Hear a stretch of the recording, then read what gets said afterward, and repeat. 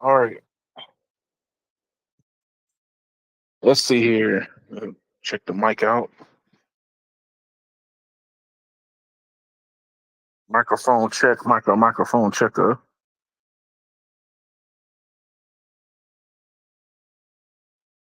My computer says I have audio. I gotta check and make sure people in YouTube land can hear me.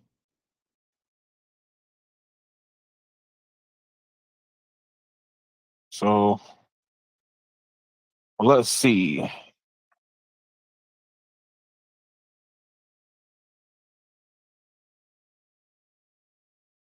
Come on up.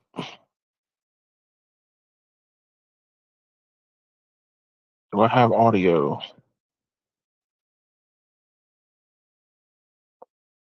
Archie, music. What's going on, sir? Looks like I do have audio. What's going on?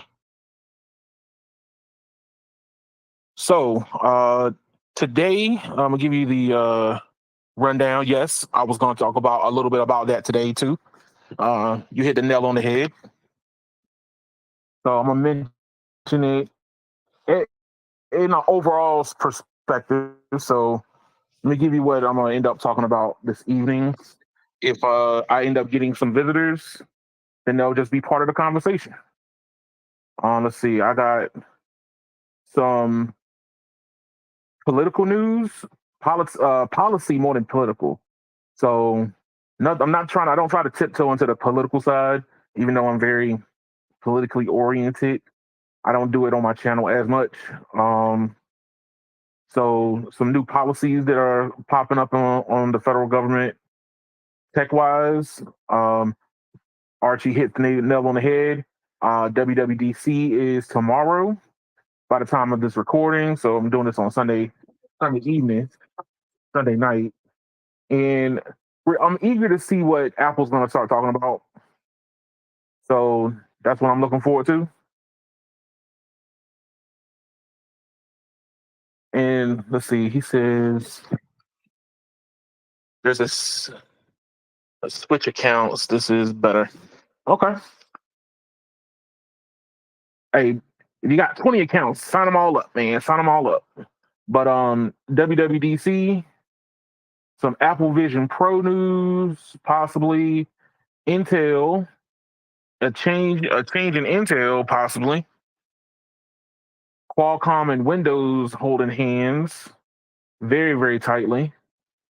Some fixed wireless news, Esim news, and my favorite, you know, being able to build your laptop from spare parts. No radio likes to clown me on that last one, so if he comes in, he'll have plenty of time to clown me. If not, I'll still talk about it. But let's get started. So when it comes to your data, so anybody who has any type of livelihood outside of being Amish, which there's nothing wrong with being Amish, but if you are the type of person who has TikTok and Instagram and Google and Facebook and all the rest of the things that pretty much just lives to track you, there's a possible bill getting ready to pop up in the on Capitol Hill, which I live near the chaos. That's why I tell people, I say, you decide to come to the chaos zone, you're in the right place. So, U.S. lawmakers unveil a plan to give Americans a right to online privacy. Now, a wise person would say, I thought we already had online privacy. And I would laugh in your face and go, ha ha ha, all the way to the bank. Because online privacy is kind of a weird bag that we're living in currently. So nothing is about being you're not getting a free lunch. Let's say it like that. And your data and or privacy is what's being brokered to keep websites online. So the more that the EU passed this law recently where you you have to let people know that you're tracking them through cookies, which is so funny. They call tracking cookies as if we're not going to figure this out. But for the most part, companies want to be able to follow you all over the web, what websites you go to next. They want to glean what you decide to do from day to day. Anything that you could do to try to figure out what a person does do or what they're thinking about doing in the future. Every company that's pretty much has been out now has tried to come up with some type of way of gleaning who you are without opening the door and asking you flat out. So, you know, some of the famous ones is Amazon can tell when a woman's pregnant by the things that they will purchase. So certain things that women will purchase even when they're not subconsciously not even thinking that they might be pregnant. It's like, you know, let's say pickles and peanut butter. For some weird and odd reason, pickles and peanut butter go together for people who are pregnant. And you see that you see that more often, you start gleaming that, hey, you are pregnant. Let me start showing diapers to you. Let me start showing um baby cribs. Let me start showing this. And though that sometimes it's okay, but then it gets kind of spooky. And that's kind of where AI has fallen into, which is all this data about us gleams out there. It's being passed around like a blunt, basically. You know, they turn around and be like, "Hey, look, you want to take a hit of this?" And they go, "Yeah, I'll be happy to buy, all the people off your hands and whatever information you have about them." And they go around and pass it around and be like, "Hey, I want to buy, I want to buy, I want to buy." So the U.S. lawmakers have come up with a, a, a bipartisan agreement to kind of start working on online privacy. So this is on CNN Business. So uh, CNN doesn't do a lot of things that pertains to tech unless it's super involved. So it all depends on what it is that they're going to end up covering. Mr. No Radio, what's up, sir? What's happening, homie? What's going on? Hey, guess what I'm talking about first? What is that? Online privacy.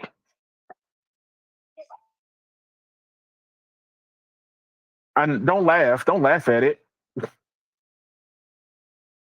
But basically, I'm doing giving the kind of the rundown. So the some senators and Congress people have decided that they wanted to come together and start working on Americans having the right for online privacy.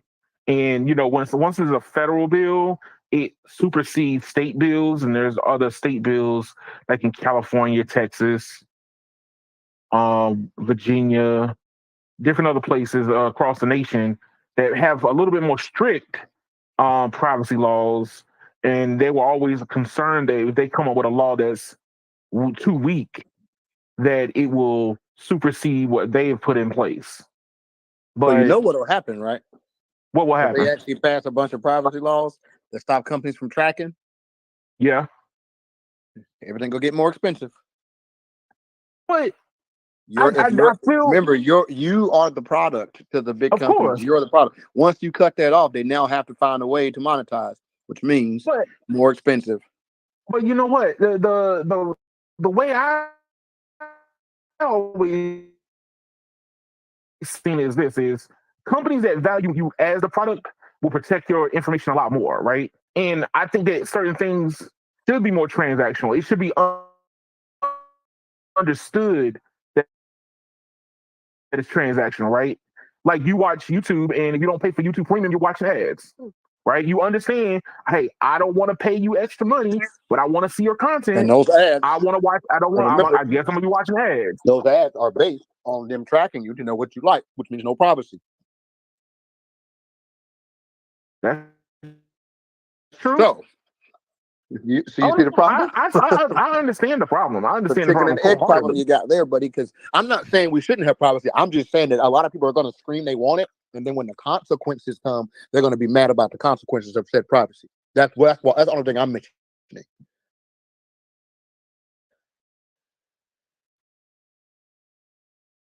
Yeah, man. I'm of the notion like I feel like the transaction needs to be a lot more apples and oranges instead of like, oh, we scraped this from some weird website that died 3 years ago that nobody was paying attention to, and now we know everything about you. Or like, a couple of weeks ago we talked about TikTok looking like they're going to end up being sold, having to be sold, right? All that data that they have on people, where did that go? You know, yeah, you use the product, but you didn't use the product with the intentions of, some foreign entity to walk around with it in a briefcase. Oh, Archie says, "Damn you two ass." I'm just telling you, bro. Everybody, there's another thing too, right? We have so many bigger problems in America than internet privacy. People act like this stuff is like the most important thing ever. I'm like, what about all the other crap the government isn't fixing, and they keep fixing little stuff that doesn't really help us, That, like banning TikTok that's ain't not gonna gonna help help the homeless nobody. people. But But my point is, the hold on. government You is don't always think trying to fix something that has there's no winners really in them fixing this. That's why I laugh at this stuff that people get so petty about these little things like this, and they be so crazy about them. But I'm like, bro, look at all the bigger issues we you have don't that the think that government's not online working on. privacy It's is hilarious. of the utmost importance? Poverty is worse. Drug abuse Po- is worse. Poverty and Suicide drug is abuse is worse. worse. Yes. War is worse. I'm just saying, you keep giving me cheap food to eat and telling me that you're helping me. This is cheap food, That's buddy. true. This is cheap food. Well, look, I'm just glad to be able to see that some Congress people are finally taking this seriously because You look, are, like I told you, you we are until can't the we can't keep consequences come. relying. Look, we You can't are keep until the relying on the consequences Euro. come. Then we're gonna have That's everybody true. crying, including you. Oh, You not watch. including me. You watch. You want the privacy, but you don't want the No, no, consequences of no. it. That's what I I'm talking want about. a good middle ground.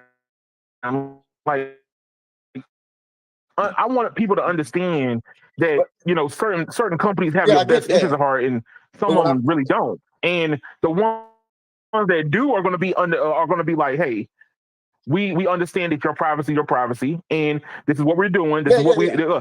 give me a dialogue about what you're doing instead of me. Don't let me all of a sudden realize that you've been tracking me and my But we've child known ever this all. since I Are you decided telling that. me that you believe that there are people in 2024 that really all of a sudden are shocked to know that their information is being shared? I mean, you talk to certain groups, Well, they that act person's like an idiot and they they don't know deserve what's to be going in the on. dark. If they don't know already, they're an idiot and they deserve to be in the dark. I'm serious, bro. Like, at some point, you can't be a victim anymore. Like, at some point, you got to realize, like, you're dumb. And, like, dumb people finish last. Okay? Ah, You can already know that your stuff is being shared on the internet. You're an idiot. look, man, And I nobody don't know feel sorry they're for you. I don't care how they're old you special are. needs. Okay, And look, if we you're don't call old, them dumb. We call them listen, special needs. and think about it. If you're like an elderly person, right? I don't even give that excuse because you know what? You're probably a crappy person because if you were a good person, the younger people in your family would love you enough to help you. So you don't even get a pass for being old, being dumb. Oh, dang. If your grandkids and your kids don't care about you, you must be a crappy person. You know what? Hey, look, I'm all down for like as long as it's understood. So like, Archie just said online advertising starts wars, right? If you good targeted advertising makes you want to buy something that you like, maybe you were leaning towards, but now all of a sudden there was a sale, and then now the sale made that thing a lot more affordable, right? I'm not doing Google searches every 5 seconds for a new spectrum analyzer. Let's Yeah, say I was looking at one and I was like, yo, you know what? I really want a new spectrum analyzer.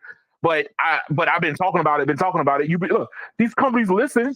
We all know Facebook be listening to you secretly. yeah. But I can start my talking about point the is, new. the point is not whether or not we should have privacy. It's that Pandora's box is already open. So these corporations have already made so much money on having all your information. The day you cut that off, they're not just going to go, oh, I guess we just make less money now. They're not going to do that. They're just going to find another way to get it out of you. And that's all I'm saying. But you know what?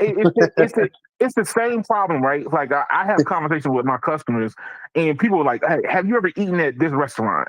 And what I tell people is this: is the restaurant worth a $30 parking ticket?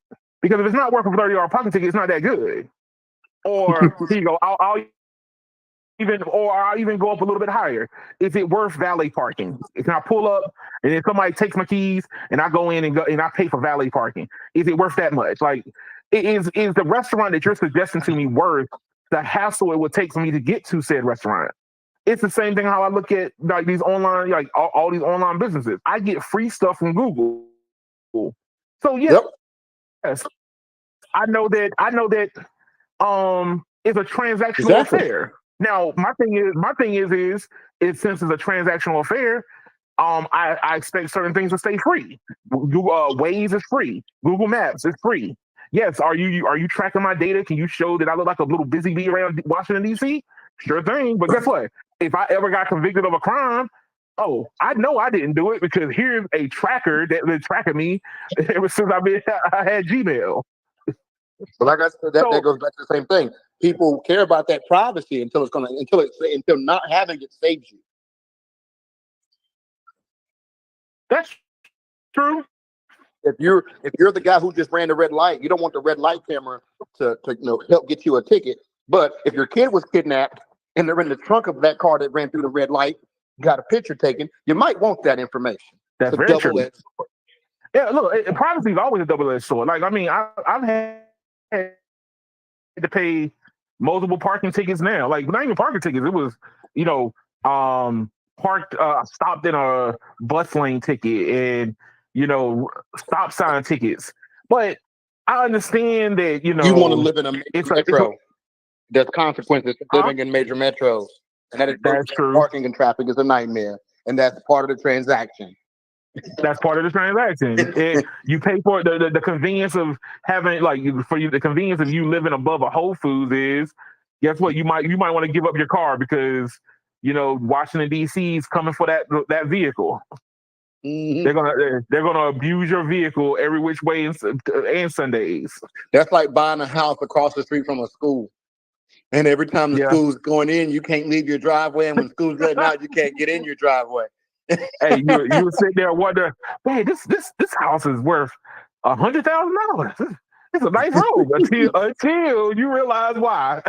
You're the one that bought the house across from the school. The world don't have to move earths and everything to help you now.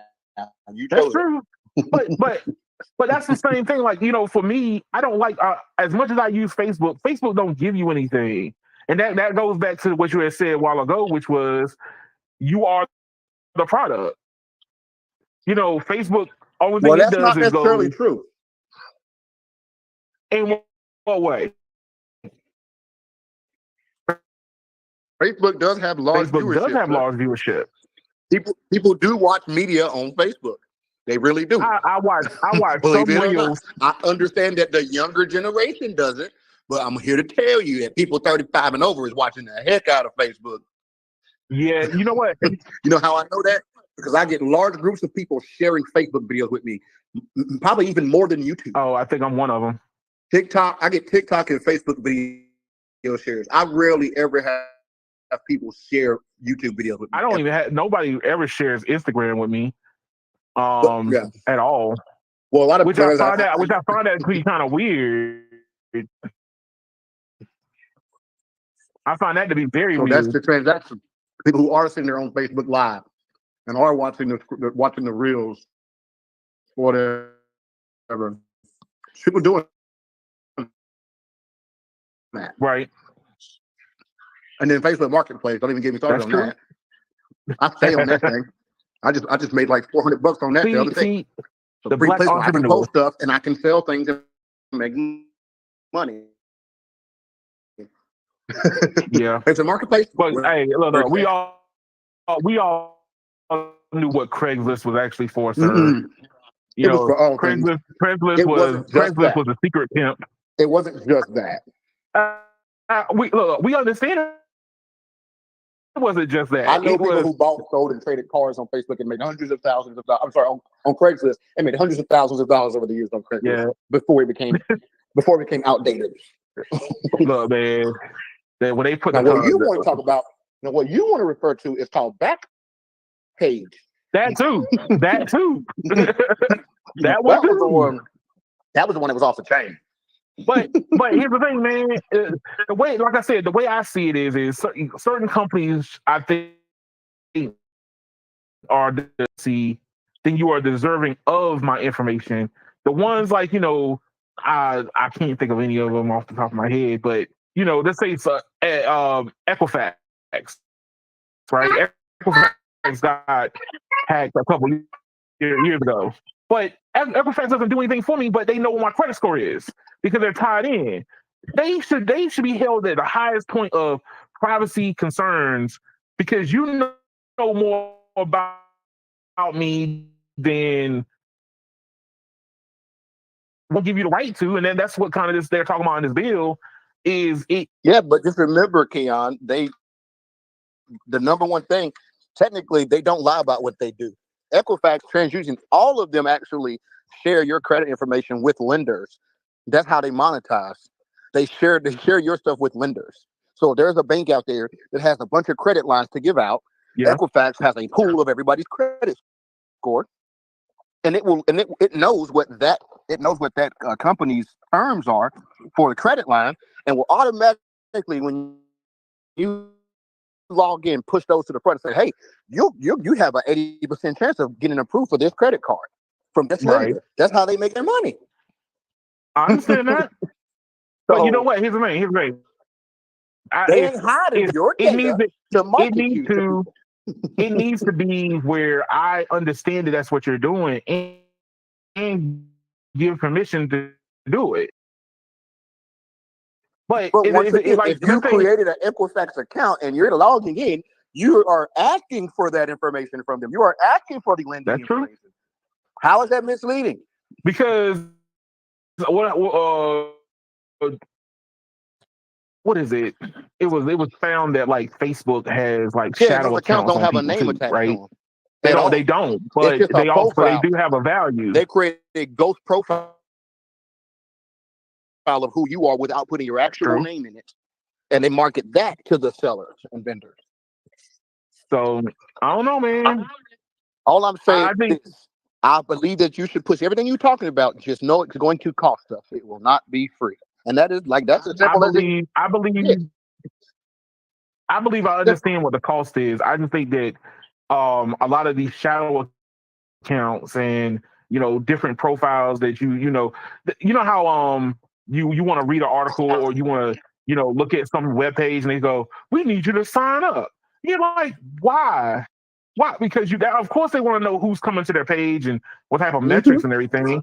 But here's the thing: if I go through and I give you my information, it comes out 5-6 years later that you get hacked and all that information about me is open now.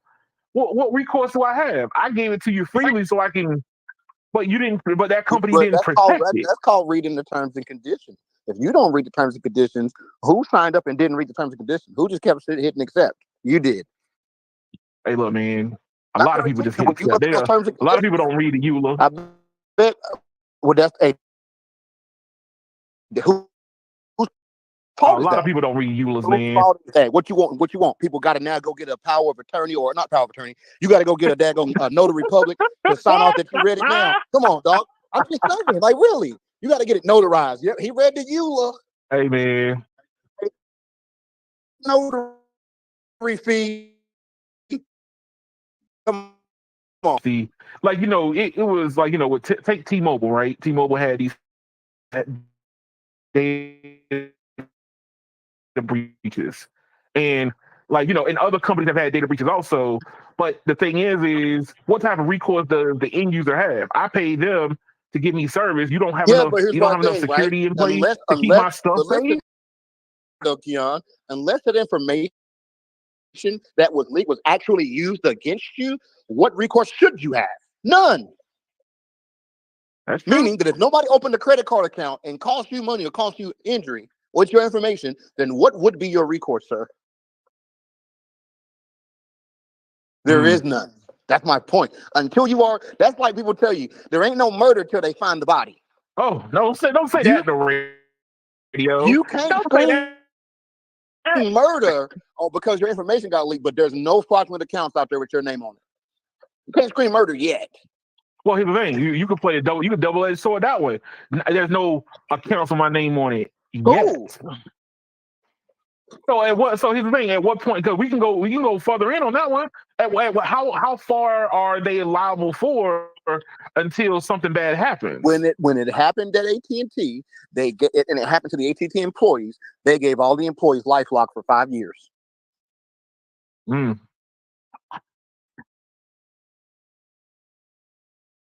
AT&T is doing that again because they what is it? They had another data breach that was similar for the customer. So, but get it, I'm with it. I'm all for it. I just don't want to hear the people crying. Oh, no. That's all. I'm all for it. I say lock everything down. Make sure that nobody can ever use your information for advertising or anything without you explicitly agreeing that you would like to be advertised on. You would like to be advertised. If otherwise, and every time you go somewhere where that person can't use your data, you pay a fee to access the page. I don't think it needs to come that far. On the Bloomberg's website, it's going to be $1 every time you read an article. Hey, look, good luck. They're already doing that now. That's all I'm saying. But his thing offer that option. They don't even give you that option. They want the whole year up front. Give us the whole. Exactly. We want we want you to pay the whole year. What happens when that is Reddit? What happens when YouTube is no longer no free version anymore? What happens when every single thing has to be monetized? People are going to cry.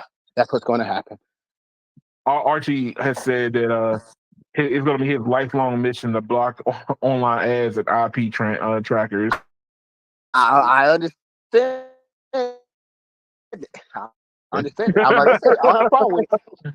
But like I said, eventually, once they let Pandora's out the box, buddy, them companies ain't gonna take that. No, and rightfully so. But you know what? I think that it should raise the bar higher, especially when it comes to people's data. Like I think that right now, like companies act without impunity. They don't fear. They don't fear. Like here's the thing.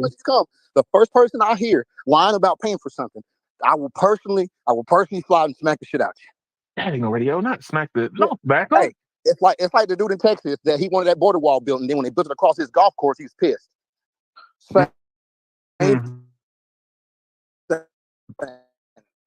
didn't know what he was getting himself into. That's what that was. And it affects you in a negative way. All of a sudden, you go, "Oh my God, this is terrible." Well, you know what? You asked for it. I want something more along the lines of this. Right? Is give the American people more recourse to go after companies that do collect data when they do end up having these breaches. But that's the point. Don't make it where you have recourse. Don't make it. When someone opens a fraudulent account, you can prove that someone opened a fraudulent account, and it's forgiven. And the only thing they should be able to do, if anything, is if they can actually prove that hacker actually got it from a specific company, which good luck finding that part out. True. Good luck with that. Good luck proving where the person got your info from. Good luck with that. What's the recourse when you can't even track how they got the info? Think about that. Your information is in 25 companies, and 5 of them have been hacked. How do you prove which one is the one they used? How do you do it? You see the point I'm trying to make? I see what you're getting at. It starts getting real dark. How do you prove where the hack came from? Your social security number doesn't change from this company to that company. It's the same. No, it's the exact same so one. Here's the problem, right? There could have been a breach. There could be a breach of Equifax, right? But the criminal is actually the guy that works at the local DMV that stole your information. But all you know is Equifax got hacked, so it must be them that got my information out. Right. See the problem? Yeah, I see what you're saying. You can't prove it. So that's the other problem that no one thinks about. Low-tech hacking. It is not computer hacking. Yeah. It is literally people getting information from you directly. You don't even realize you're giving it to them. Online privacy. They're like, yeah. They're like, what is your grandma's maiden name?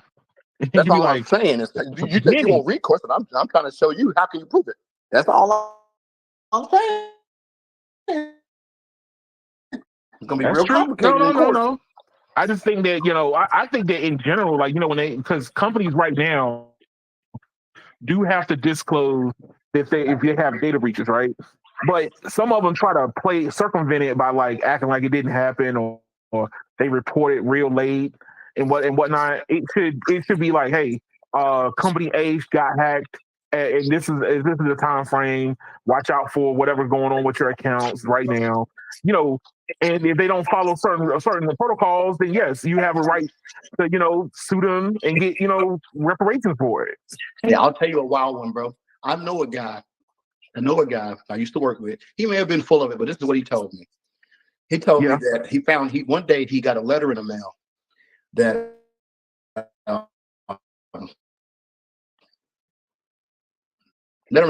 had a car title in it. Gets there, and it's I think it was he said it was a Mercury Mountaineer or something. This is in the early 2000s. Had his name on it. He said, I don't own a damn Mercury Mountaineer. Where was his title for? He gets to look into it, and somebody in his same town had stolen his identity and bought a car 5 years before and made all the payments.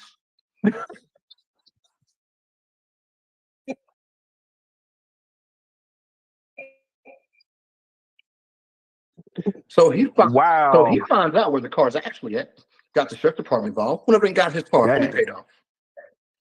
Brand new to him, brand new vehicle. Somehow, none of the finance information ever came to his address, but when that title got sent out, it went to his actual address. Okay.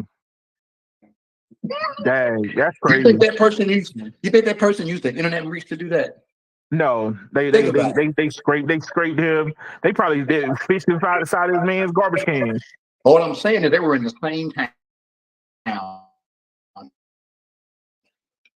What's the odds of somebody in the exact same town as you just happening to get your information from a data breach? Come on, dog. All I'm telling you is you can get rid of all this and you still ain't safe. Hey, look, I believe that we still need to do something. I would take in. Have I ever said is against it? I just said wait for the consequences. That's it. And you're saying the consequences are nuclear bombs getting dropped. My Archie's going to be, fighting tooth and nail. No, he might be like Dave. Okay, so Dave wouldn't care, according to Dave. That's true. But if you remember, just for Dave to participate in stuff like this, we had to send him a regular landline phone link to join the live. That's true. I just want you to ever think about that. That is not a life. Look, no radio. I'm just saying, like, at least it was a landline and it wasn't Morse code or the telegraph. That the only way you're going to have true privacy is to pretty much behave the way he did. Everything you do is behind a VPN. That is a lot of work.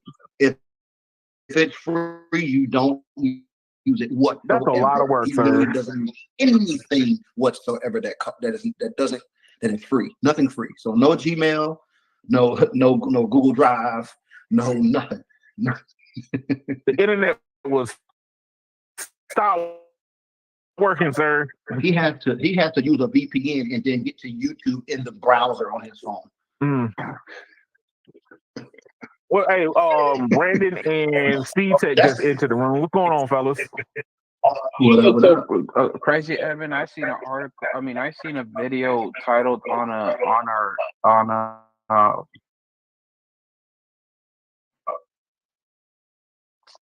what is it? CNBC on YouTube, but I didn't watch it. But they stated how I watched a little bit of it, and they stated that how a lot of cars have a lot of information about us too. Yeah. The cars? Oh yeah, the cars are driving around with data about me right now. A lot of people. I mean, it's not just how many miles you on the road and when was your last oil change. Yo, it records where you've been, where you're going, how often you were there. So, I mean, you just wait till your car starts writing you speeding tickets. Oh God, no, wait, no, radio. Are you talking about what was it? Fifth Element? When he was like when the girl busted through the roof and all, he just spit out a ticket to him. They're like, you have violated. You just had another violation. It's coming. Oh God. Hey, look, I'm not surprised about what like different cities are going through to try to get like revenue. Like the amount of revenue take Washington D.C. for example. And I mentioned this a couple of days ago, and Brandon was just shocked.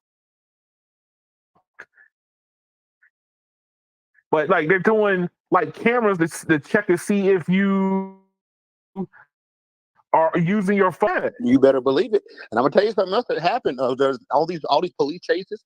There's been a few police chases recently around here in North Carolina where the cars have run off the road and run into people's houses and stuff because they're running from the police. And Yeah. now they're trying to stop the police from chasing people at all. You know Oh, what's gonna come next? DC has a no chase law. They're not gonna be chasing no more. They're gonna legislate law in that lets them identify the car, the driver, and everything else, and all these new cars that are gonna come. And here soon they ain't gonna chase. They're gonna meet you at your crib when you get there. Oh Lord. I'm telling you. Where they ain't gonna go. If they can't chase you no more, you think they want to let you go? Oh, They're not gonna let you go. No, they're gonna find a way to get you. So that's the thing too, Keon. It's gonna be to the point where it don't matter if it's your car or not. It's gonna be able to identify you in the car. Mm. It don't know who the driver is, regardless of who the owner of the car is. We already have similar things like this in fleet management now. The only difference is the solutions that I've used in the companies I've worked for is everybody has a dongle. And that dongle, every time you get in a car, no matter what company vehicle you get in, you have to put that dongle up to a little sensor, and it identifies who's driving the vehicle. Right.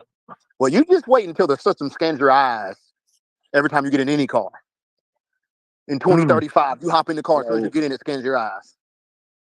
About 2040, it's gonna be like every car gonna have a built-in breathalyzer system that's gonna be like, I suspect you have been drinking. You look a little woozy, sir. You might want to pull over. It's gonna make you blow here. into the thing, and it ain't gonna crank. And then you're gonna have to install the Billy Goats no more, like I used to do. I used to install those systems in cars for DWI. No, right. You know what? You just wait. It's only gonna get worse, bro. Oh God, I think that ain't conspiracy. That is no. I know that it's getting worse due to the fact that these municipalities can't fund their government, so they're looking for any way of getting any type of ways, man. Hell, I tell y'all that my freaking local not DMV, my local county, because I hadn't rode my motorcycle in years. It's just been sitting. I wouldn't got it re-registered and everything. Got the inspection, got it re-registered, right? Got my new plates, everything. Right. Been riding around for over like 2 months now. You know, I got a letter in the mail that says they wanted me to pay them for the years I didn't ride. What? Yes, sir. They want me to pay them fees for the years I didn't ride. Oh my God. So basically, they're going to start making you pay fees on vehicles you're not even using. Even if you don't update the registration, none of that, they're going to make you pay fees for it sitting. That's crazy. So you think about all them people. Or in the county. This is the county.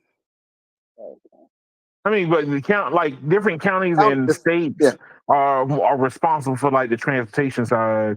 But like here you have county taxes and you have state taxes. And if you live in the city, you have all three. I live in the county. I don't live in the city, so I only pay county. If I live in the city, I pay even more. Dang. But don't get me wrong. We noticed you ate that cheeseburger. We need to tax you again for pooping it out.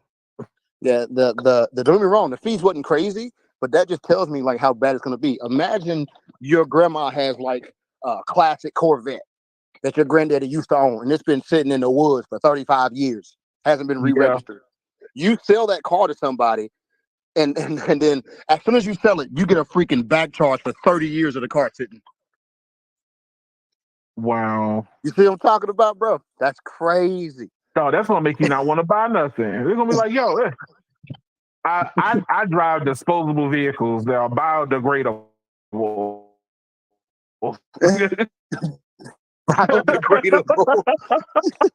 My motorcycle degrades after 3 years. That way I don't have to pay taxes on it. I just thought that was crazy. That is crazy. For years that I didn't ride. I had no insurance last night. I kept the insurance on it. I simply did not get it inspected, didn't get new plates, didn't ride it. I just paid the insurance on it and it sat in the garage. Hey, That means If they want the old people on the buses, no radio. on the buses, they gonna charge you for walking on the sidewalk at that point. They're gonna be like, "Yo, you sat on the bus seat 3 years ago, 3 years ago. You didn't pay the seat fee." they're gonna charge you You sit on a damn bus like they do at airlines. Oh, yo, hey, we weird utopian future heading our way, man. Yeah, Scully. Like I said, every time we find a way to cut one thing, they're just gonna find another way to get that money out of you. And I mean, that's just what we're finding. Like, it's sad, but it's the truth. That's true. Yo, Brandon. So, you know that WWDC is tomorrow. Will you be watching? Is Brandon still here? Yeah, hold on. Let me connect my freaking AirPods. Yeah, what's up? As soon as I talk about Apple, his AirPods failed. No, it's because they Connected to my other computer. I mean, my computer. Okay. can. So, will you be watching WWDC on tomorrow, sir? I'll be watching it. On later on tomorrow. What, the recaps? Because that's pretty much how Yeah. I've been digesting a lot of these conferences now. Is like this is WWDC in 12 minutes, in 5 minutes, in 3 minutes. Like, I don't watch the whole thing because for real, it's just a big infomercial now. Even Apple doesn't do anything on stage anymore. They all just be like, "Hey, look what we're doing, and look how beautiful and elegant it looks after our pre-roll." And then they invite a whole bunch of tech people to touch things behind glass, and pretty much that's it. But um, WWDC is tomorrow, so the keynote speech is going to be on YouTube, and you're going to have a whole bunch of publications that's going to break it down. I'll probably end up looking at a lot of these videos to try to see what the big super words is going to be coming out of it. Right now, they're talking about mentioning AI. So Apple is finally coming into their own with their own AI mentioning. Um, well, Called Apple Intelligence. yes, which is basically just to obscure who's running it on the back end. Like, I don't think a lot of people realize that Google search powers their iPhones. Like, when you make a search query, it comes from Google. It don't come from anything that Apple does. So, but they just hide whatever you do, whatever company they're partnering with, and rename it something else, right? Apple Intelligence is going to be Siri's new mantra now. Siri might end up getting smarter. Golly, I just woke her up. I'm sorry. So, their voice assistant should get a little bit smarter due to the fact they can do some tie-ins there. I'm gonna be real with You, sir. I used Siri once in a blue moon. Well, I find that a lot of people don't use it. No, but like At first, when it came out in the iPhone 4S, like it was it was mind blowing. But after a while, it got boring because you could do with it. I mean, how many you could only ask Siri to marry you 85 more times. I mean, before you got done with it.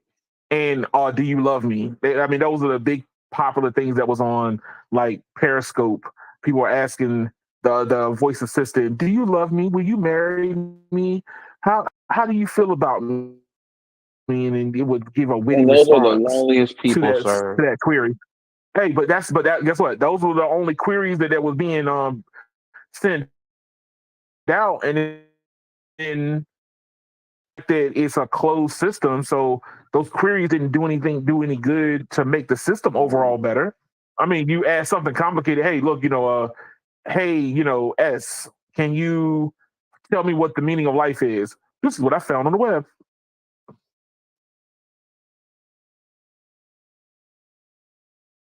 Like I need you to aggregate this information for me. I don't need. I don't, if I want to look on the web, I just go ahead and search on the web. But But one of the things I noticed about Google AI is that half the time it's not accurate. what the Google one? Uh-huh. Well, you say it's not accurate. What do you mean? I said half The time it's not accurate. Well, you know that they're aggregating information from like multiple different places. So it's kind of like you know that you can't trust everything you read like on even Wikipedia because Wikipedia is user content generated. Somebody goes in there and updates Wikipedia. It's a human being. It's not filed like I want to know something about Brandon and your arch nemesis that don't like you, Brandon, updates your Wikipedia page. They put in there and say, hey, you know what? He likes to wear barrettes and wear small toe shoes. Well, that's not true about you, but you didn't go in and update it. So how does it aggregate information? So it just basically gives you everything that people are saying about that subject and let you discern what's important. No, but I'd That's rather kind of, No, but I'd rather go straight to the source. but there's multiple sources. yeah, Like there, exactly. I'd rather look at multiple sources if it's very it's ve- if it's very like yeah, no, I know that sometimes there might be a million different answers, stuff like that, but Like I I I just don't I like half of it is it's just like half of it doesn't really know right now. And I guess because it's new and it's it overhyped. is new, and we don't have anything that really kind of give a what I call an arbiter of truth just yet to it, right? For the most part, if there's something you want to search for, the search terms like certain things will just float to the top there. It's more popular, and normally the truth would to the guy, it just throws everything it has at the problem and hope that it can come up with a discernible answer. So it's kind of weird about where we're at right now, especially when it comes to artificial intelligence. Is right now I don't think it's usable yet because people do want what a quote unquote the truth. And right now, what it does is it gives you all different perspectives of what truth is, which is 10 times harder to try to discern from. Which is it's with difficult to explain.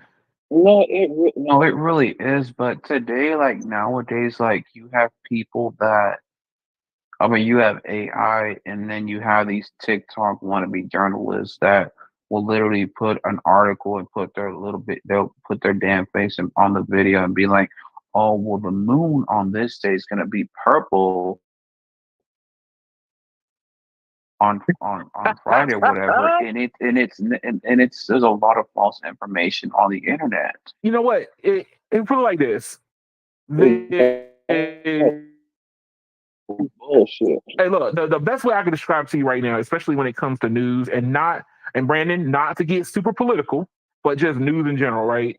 You're right. Being able to find what things to talk about. You're looking for people you could trust about news in general. So, like, I have certain news sources that I follow that when they report it, then majority of the time it does pan out that way, right? So you know how you had those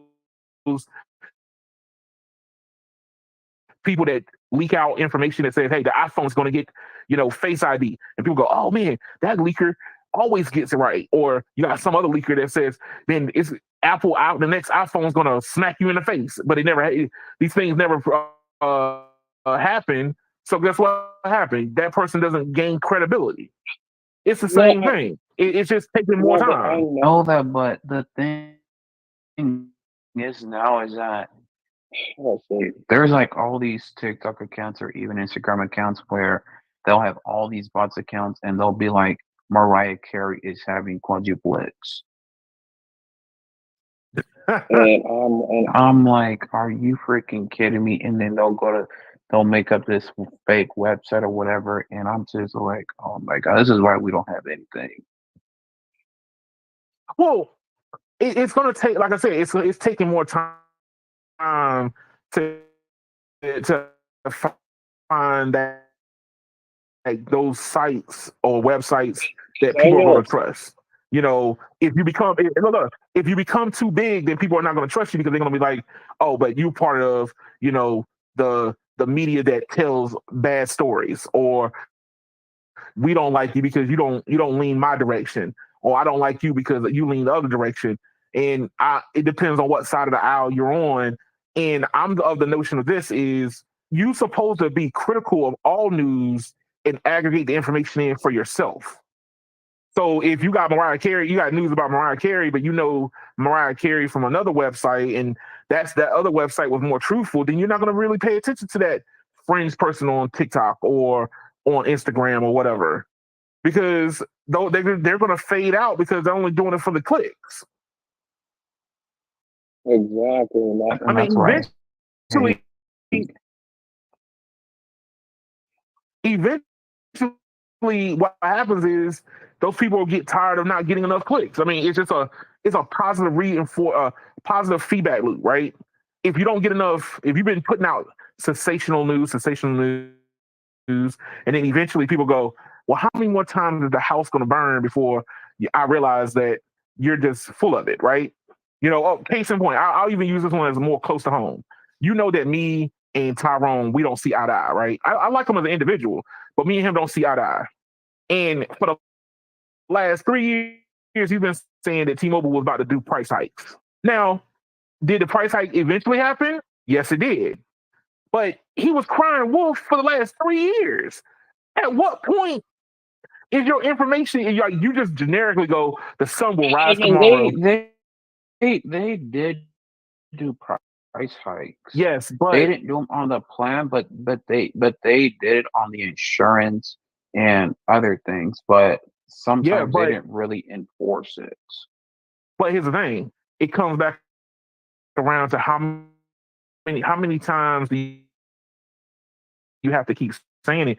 I mean, eventually somebody can cry that it's going to rain tomorrow, but if they keep saying it, you're eventually going to be right. It's like you heard the old mantra: a broken clock is right twice a day, right? Mhm. It don't have to. It don't have to get the time right every single time, but 2 times a day, the time is going to be perfect. You see what I'm saying? Mhm.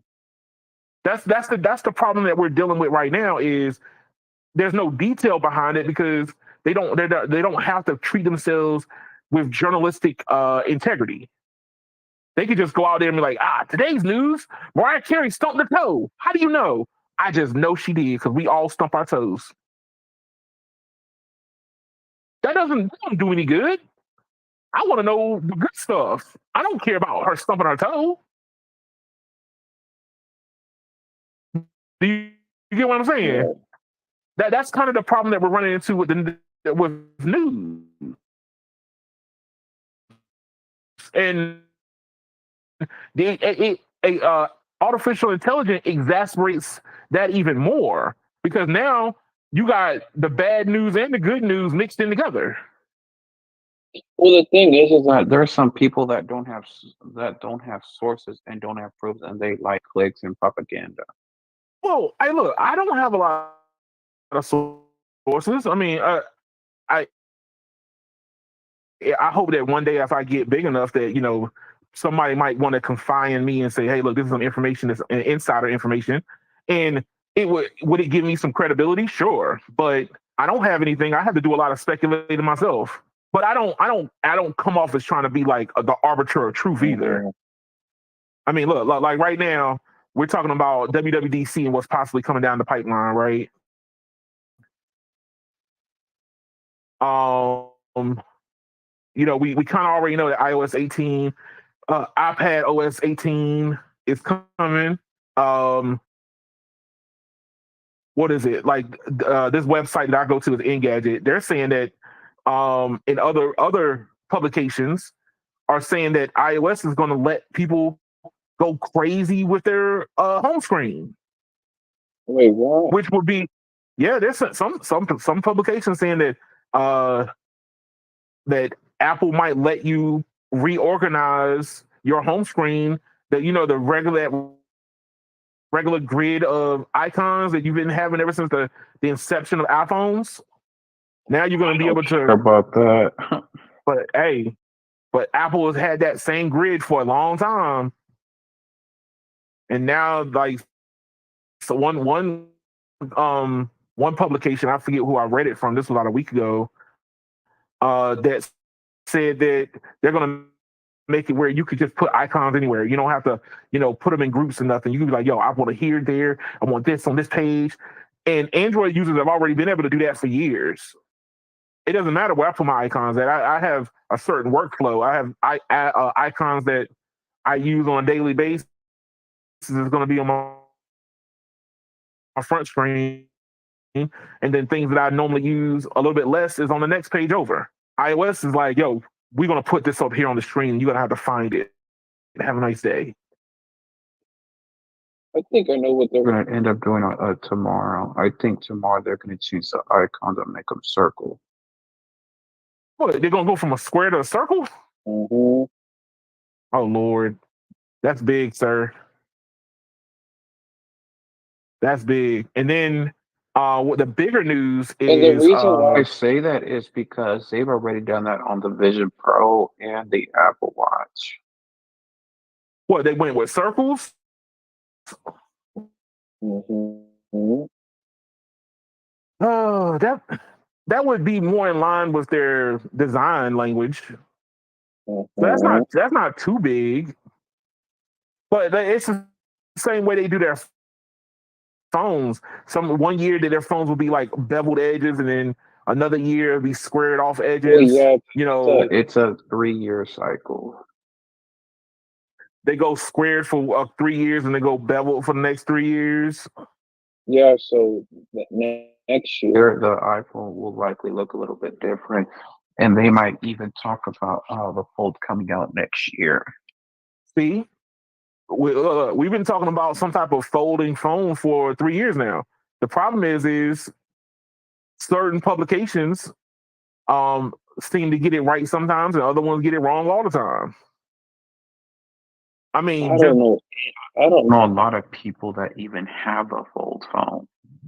I mean, you know me, Well, I mean, no, but like, Hey, you and know, I got four of them.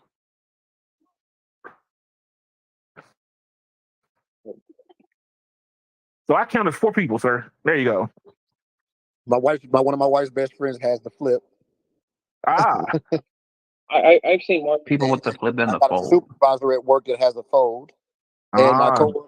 my coworker, one of my coworkers I used to work with, he's a soup now. He also has a fold, and he's on his third fold.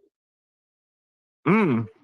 So people are buying them phones. They're just sparing, they're out there.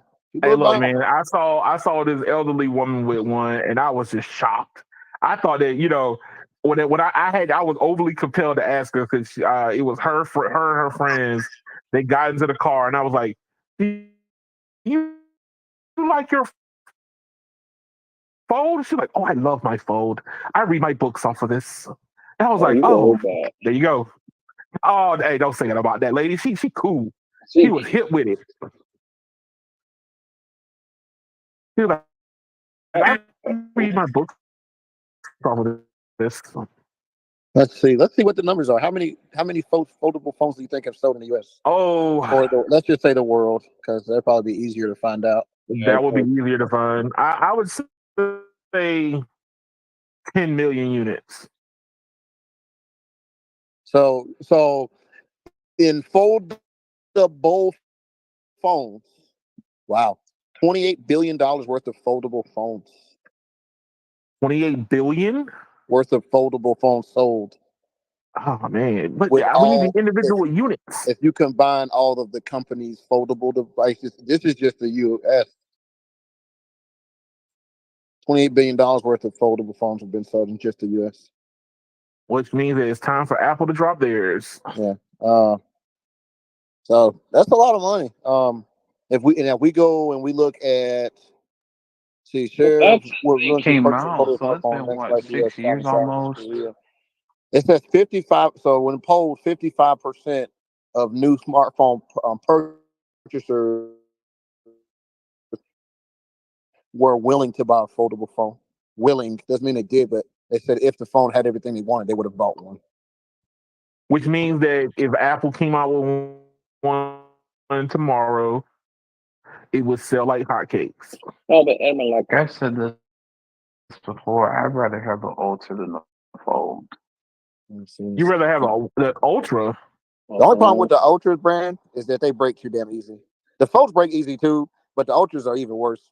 And I can say that because I have broken like 3 different Ultras. They're probably the easiest to break phones ever made. And it's those curved edges. All of them are. Those curved edges are a nightmare. It makes that screen so weak. You know what? I think they got away from the curved screens on this generation. But that was the biggest thing. Those curved edges is why the phone broke so easy.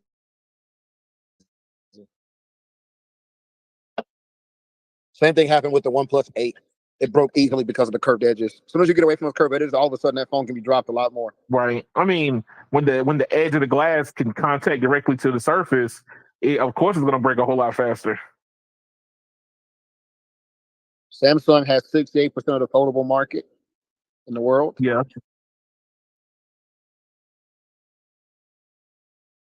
Let's see. Hey, look. Before we go too far, the last two that's going to be coming out for WWDC is RCS, so Rich Communication Services. So I guess they're going to embed this into iOS 18. Oh, I got a number for you. Oh, what you got? Now that's the last number. It says that in 2023 there was 18.6 million foldables sold worldwide in that 1 year. Oh gosh. And it says that they believe that means I came pretty close to only 1 year number. Yeah, and it said that it said that they're expecting to be 35 million a year by 2020, by the end of this year. 35.7 million foldable phones. Yo, that tracks pretty good with the fact that the customers have been asking me more about my phone late too. Hey, the people that come into DC is not the rest of the nation, but people ask Of course they're not. People ask me about my phone a lot. I know that, but guess what? You get to write across the top of the screen. The people who want to visit DC feel like this because that matters. They're in category. That matters, bro. Just people that want to visit DC, and there's people that never have any intention of ever showing up there, so you'll never get to question that demographic. Me, you won't catch me showing up in DC ever. Oh, come on, man! You're not gonna come over here, man. I went to DC back. I went to DC back today, and I have no reason to come back. Look. They supposed to have Bruno Mars playing a couple months. Okay. He'll come here. Why would I come there and see him? That's stupid. I'm just saying, bro. DC's one of the DC to me. DC to me is like me going to Houston. I have no reason to go to Houston. There's nothing there I want to see. What? Doesn't mean Houston's a bad city. You don't want to see. There's nothing I want to see there. What about the rappers, sir? What about what? The rappers. First of all, the hottest rapper from Texas, the hottest rapper from freaking Texas right now lives in New York City, sir. So next. Damn. He don't even live in Texas anymore, dog. He moved away from Houston because they're trying to kill him down there. You talking about Jalen Tigo? Oh, hey, Brandon, low blow, Brandon, low blow, sir, low blow. He doesn't rap. Houston is just as bad as Atlanta. Rappers ain't safe there. That's why they all leave when they get money. But no, I think that the foldable scene. Well, I felt like the foldable scene was going to start growing, and the same thing that Apple does every single time is Samsung beta test it, and they'll come back later and capitalize on it. Well, I mean, the thing is that Apple takes years to doing something because they want to make, like, they're probably already working on it now. Yeah. They probably were working Been on working it it the past 5 when years. when Samsung dropped it that first year. What was it in 2020? And it was like a hodgepodge mess. They probably had a beta prototype floating But around in Apple but campus. here's the problem, Brandon, with that deduction. To say that Apple is somehow working on a foldable is a joke because the screen That will is come true. from Samsung. Samsung will design it and make it, not Apple. I mean, so Yeah, to say that they're making their fold better is a joke, considering that they're going to get the screen from the competition. they'll make their hinge better already. The hinge, The it will be hinge the will be hinge. better, but The the hinge screen will is be still going to better. come. What the numbers reflected, it said that the shipments of foldable OLEDs from the time foldables launched on the market, there was only the first year that foldables launched, there was only 10 million foldable screens shipped. In 2024, it was 46.8 million foldable screens shipped. Wow. Just the screens themselves. It's projected that by 2020 it'll be 105 So million. they're only screens. going up. They're not going down. They're going up. And we all know that only two companies are even making those screens: LG and Samsung. No one else. So Apple so-called developing some special fold is a joke. They're probably spending all these years just trying to figure out how it's going to look. Right. Nothing else. How's it going to look? We gotta make one with a notch in the top Oh of it. God, here we go. Oh God. Oh God. It has to have a notch. That's our trademark now. It's the notch from hell. Actually, getting rid of the nuts next year. Wow. How? What, it's gonna guess your face at that point? No, but they got rid of the fingerprint sensor, which was stupid. They should have moved into the back and made the Apple logo the fingerprint sensor. But I digress. But that's crazy. Yeah, I'm with you on that fingerprint People sensor. that have Samsung phones, they wish they had the notch.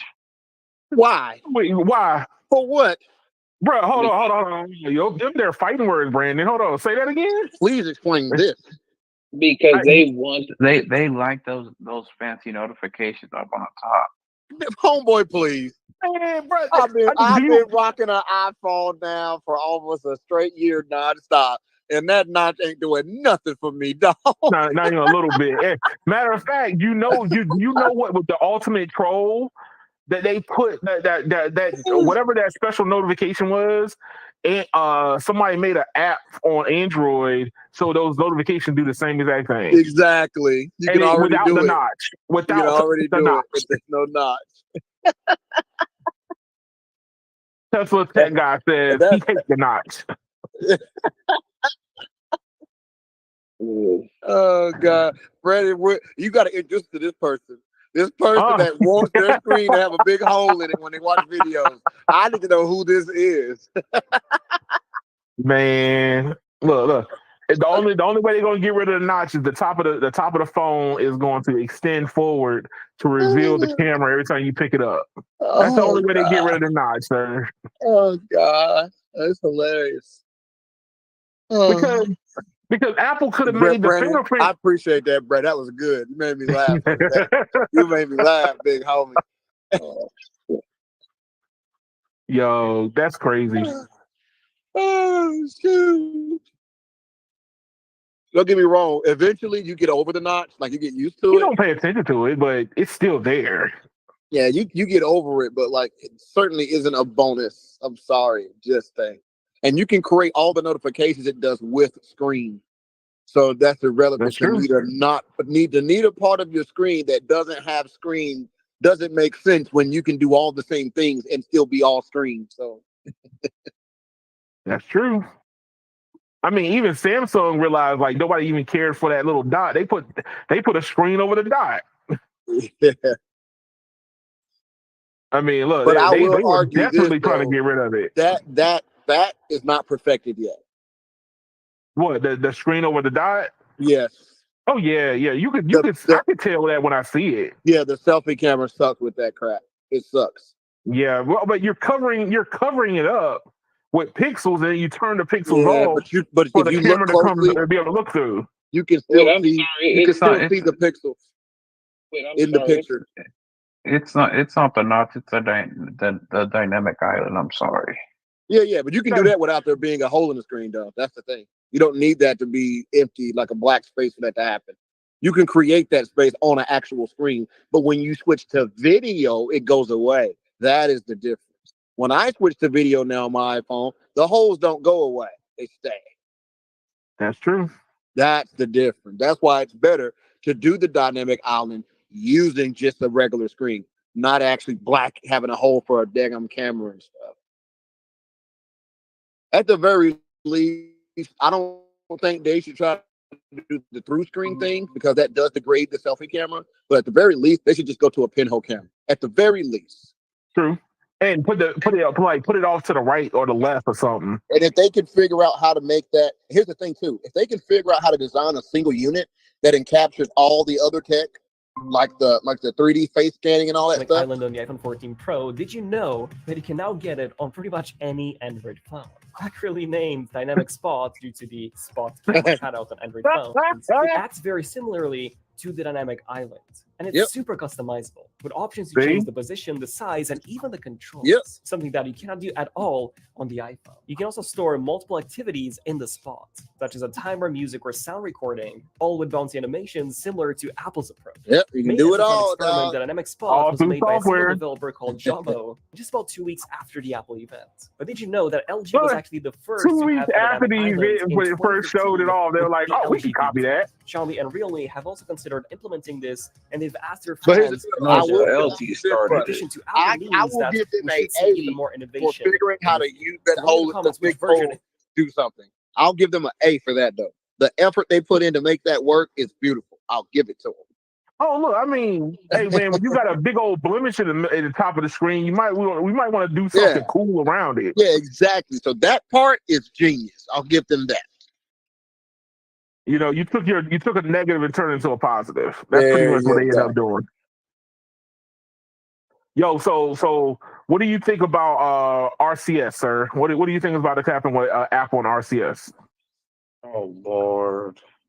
Well, you already know they're going to be implementing it, so I mean. Yeah, but how? My question is, are we? I mean, of course, we're still going to be green bubbles. I mean, I am. I very rarely use my iPhone, so I will still be green bubbles on other people's phones. But will it be a noticeable difference? When I send my little funny emoji, is it going to be super pixelated again? Well, it doesn't pixelate the emojis, Keon. It just sends different looking emojis. Yeah, they look. It's not that it's pixelated. What's pixelated is your pictures. That's going to be the biggest thing. Is pictures and media will be better. Well, that is the game changer. So if I send you a high-res photo now from an Android, it ain't gonna be all jacked up anymore. So, and same thing, if I send video to you, it's not gonna be all jacked up. No, Radio, I was gonna ask you something. On Android, do they limit file sending or no? It's 120 megs, which is, from what I understand, the same on iPhone. Yeah, well, yeah. Yeah, it's the same. The RCS is 120 megs. That's enough for you to send high-res video and really high-res photos, all you want, and full songs, like multiple songs, without losing your audio quality. And it has been able to do that for years.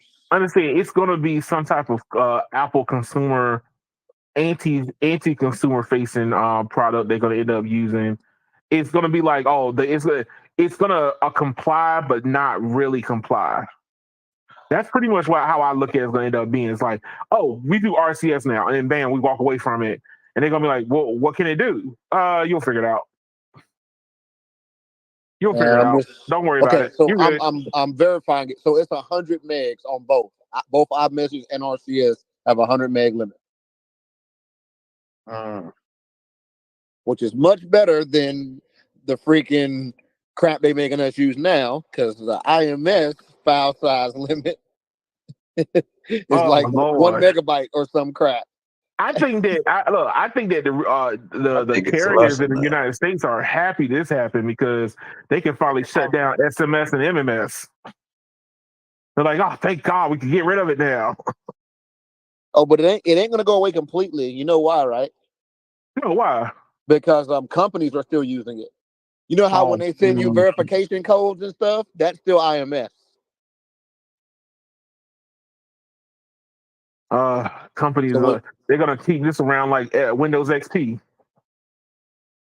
The thing just never dies. It's gonna be around for a while until all these companies transition to RCS. So you go to log on. Like for me, when I go to log on to my insurance website, sometimes it'll ask me to verify a code sent via text. That is still SMS right now. Right. But once this RCS thing probably rolls out, that'll probably change. Well, once you realize that more people have access to it, then it does change people's the landscape. Like especially like now, if you have RCS and they ask for a verification code, if you're doing it from your phone or let's say your laptop or whatever, it will auto populate, but it won't auto populate if it's SMS. But in RCS, it will know that a text is coming because it's tied into your messaging account and it is waiting for the notification that it's asking for. It's like, hey, look, we can verify you faster if we can see your text message. And that's pretty much what they're doing with RCS. So all I'm gonna say, Edmund, is that most people probably don't care. Most people would care if they knew about it. Well, but no, the people who will care are the ones, like I just said, who have been getting photos sent to them that are fucked up. They're gonna care. Yeah, but at the end, it'll get old right away. Yeah, but that's a good thing because that means it's just fitting in. That's the point. Yeah, it doesn't need to stand out. It just needs to solve a problem. Well, I mean, it's along the lines of this. It would make things a lot more secure. So, like, when you're doing your banking and big institutions take long time to switch over, right? But when they realize that, let's say that they hit 80%, 90% mass, then they'll eventually switch over quicker. So once the iPhone is capable of getting the same messages as other regular people, because Android people aren't regular people, so we got to wait for the iPhone people to get caught up. So once that happens, then they go, okay, now our text messages are similar on both platforms. We can back this new technology. But SMS was always the standard. It's about standardizing it, and RCS is the new standard. Yep. I mean, like I said, it comes back down. It's always been like security or convenience. I think that we would have. Yeah, we had the same thing with websites. If we all want to remember, whenever we were still running old school HTML and Flash, yes, the websites looked like crap.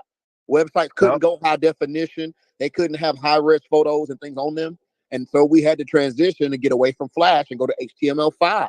A lot of people don't realize how great these sites are. Because they're thinking that they're like, they just got better at making sites look good. It's like, no, the old way of writing websites was limited. HTML5 opened the door for high res and all these other things to happen. You don't even appreciate them, but they really make a difference in your life. You don't even realize how much you appreciate it. Hey, what about was it H.264? That video standard is slowly being phased out for other new ones because there's other codecs that are less is more compressive, and you keep you get better quality out of. Yeah. I mean, one of the reasons people don't even realize how much this stuff has changed things. It's that's the thing though, Brandon. You saying it won't make a big difference, but you don't realize how much changes have already made a difference. You don't even realize it. Okay. So no radio. The reason why I say that is because people that are addicted to FaceTime and iMessage, like to them, like it doesn't really matter to them. But because we're not saying that. We're not saying that. That has nothing to do with what we're saying. No, but when your grandma, who has the old piece of junk LG that she got from Boost Mobile, and she keeps sending you all these pixelated photos, all of a sudden they ain't pixelated no more. Yeah, you don't care how it happened, but you still appreciate that the pictures are now good. That's the point I'm making. How is irrelevant? The results is what matters. Yeah, but them people are getting SE phones now. With the not all of them. Look, my mother-in-law is a prime example of somebody that she had an iPhone, We took her away and put her on Android. We tried to put her back on iPhone, and she lost it. She was like, no, I'm staying on my Android. I know how to use it. I like it. You know, and I was like, oh, okay, sorry. Like, sorry. Sorry. I would have never expected that. There's people, even the older ones, that they're used to it, and they just they know what they like. And all I'm saying is, for the rest of us who have to deal with these people, this is one less pain point. That is all we're saying. We're not saying that this is earth-shattering for iOS users. Matter of fact, it ain't even really for them. It's for everybody else. It's for everybody else that has to deal with the pain of interfacing with them. It's the companies. It's the companies that gotta send an SMS to iPhone users and RCS to Android users. That's what it's for. Yeah, they want to be able to send one. They want to send one type of message. That's it. That's like if you had to play a VCD, but you had a DVD player, and we had two different movie standards on disc. It wouldn't make sense. It makes more sense that everybody can play a DVD. And that's all this is. It's just making things more compatible. That is it. Has nothing to do with user switching or leaving or coming. Nothing to do with any of that. It's just another pain point out of the way now. That's it. And it'll actually help me. You know why? Because sometimes I'm at work and I might need to take a picture or something, but I only have my personal phone in my pocket. Now, my company corporate email is on my company phone, right? I actually may need those photos on that phone. Well, guess what happens when I send them now? The quality's trash. But with this, now it doesn't matter. I can send stuff back and forth between these two places, and then got to worry about the quality going to crap. It's small, but it's big in the long run. Needs to be done. We need SMS to die.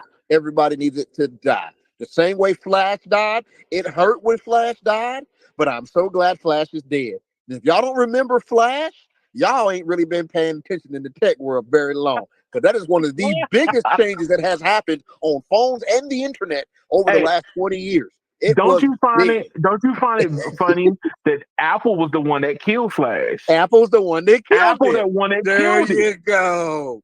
But remember when they said that it was like one of their iOSs was going to just stop supporting it altogether, and everybody freaked out. They're like, "Oh my god!" Adobe was like, put out a presser like, Adobe was hurt. New ways. Oh, they were devastated. Adobe and Java, they were hurt by that. But Flash had to die. And I hope it burned. It burned in hell. I remember there was literally apps that stopped working because of Flash getting discontinued. Whole entire websites literally stopped working because Flash got shut down. And then people were having to backdoor install Flash on their phones to get stuff to work. Yep. Because iOS and Android had removed it. But the thing is look, HTML5 showed that you could do everything through the web itself, and it was less resource intensive on the hardware.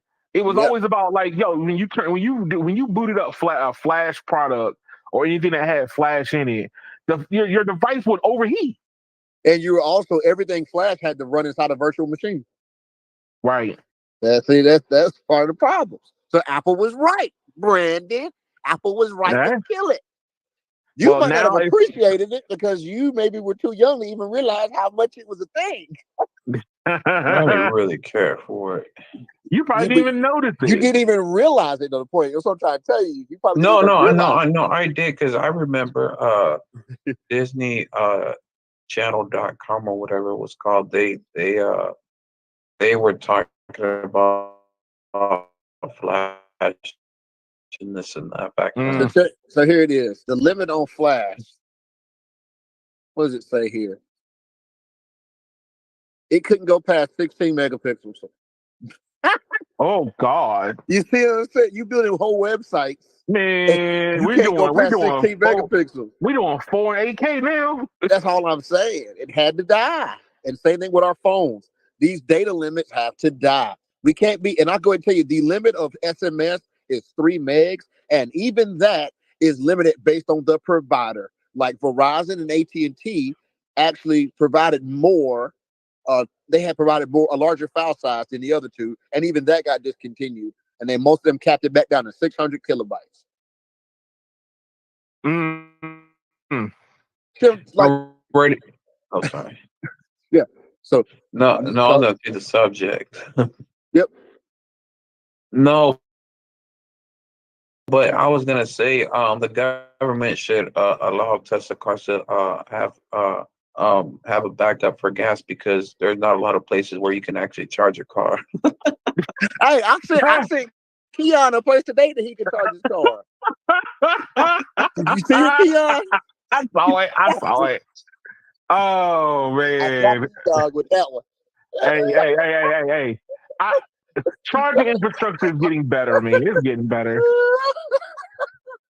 Yo, it's getting better. Just imagine you're that guy and you're from out of town and your Tesla's about to die and you see somebody got a plug at their house and you just run by looking at it.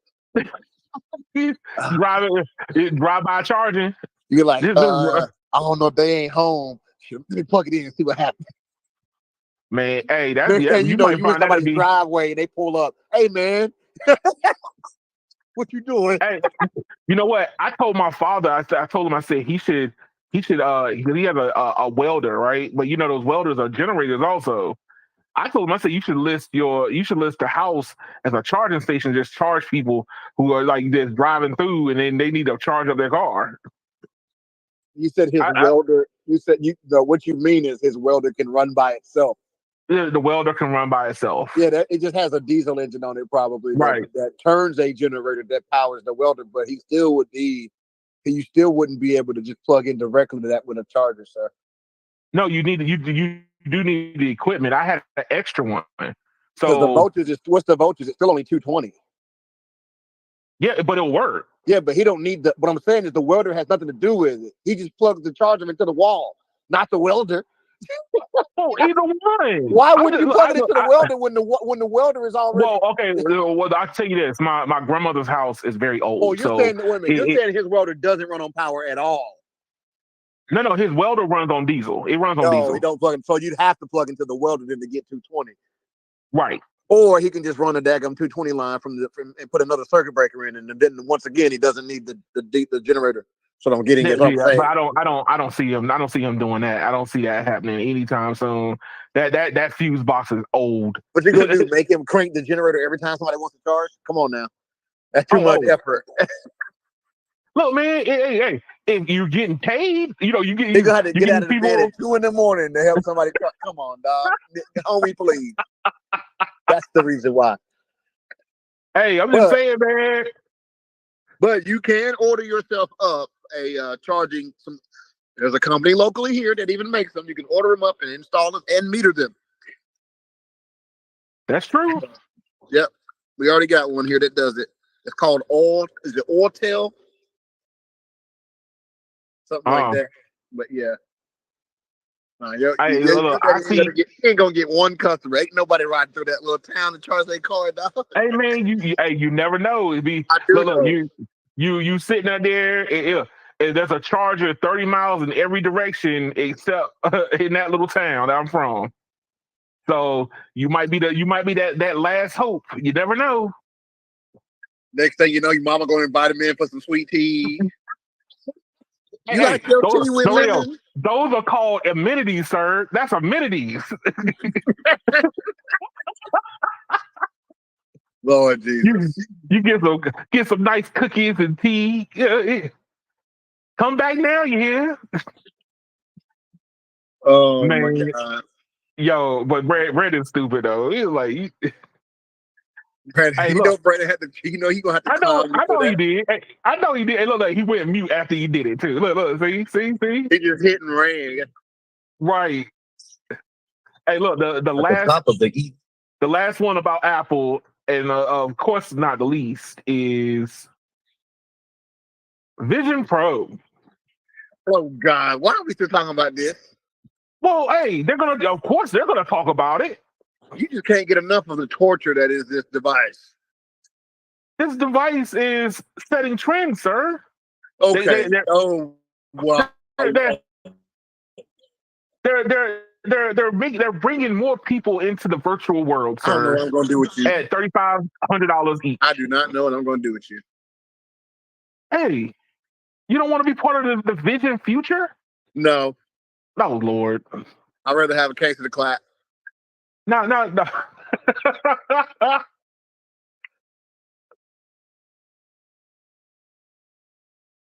But I'm just saying, man, hey, Apple, of course, they got to support this product, and software version 2 supposedly being going to be announced. And I guess what people want more is more integration into their iPhones and iPads. That's the overall ringing. Please tie this in. That's what a lot of people are asking for. Is, hey, don't make it where I have to open my phone to find out what's going on my phone. I don't know how much Apple's going to end up doing about that, due to the fact that I don't think they want you to enjoy all these products all into one, but they're going to have to do something. Your phone, I mean, people have their phones in their pockets. You have to take the whole headset off to use it. Like, to use your phone. Even better is, like, what is it? They supposed to be announcing, like, I guess, their new password sharing. Hold on one second.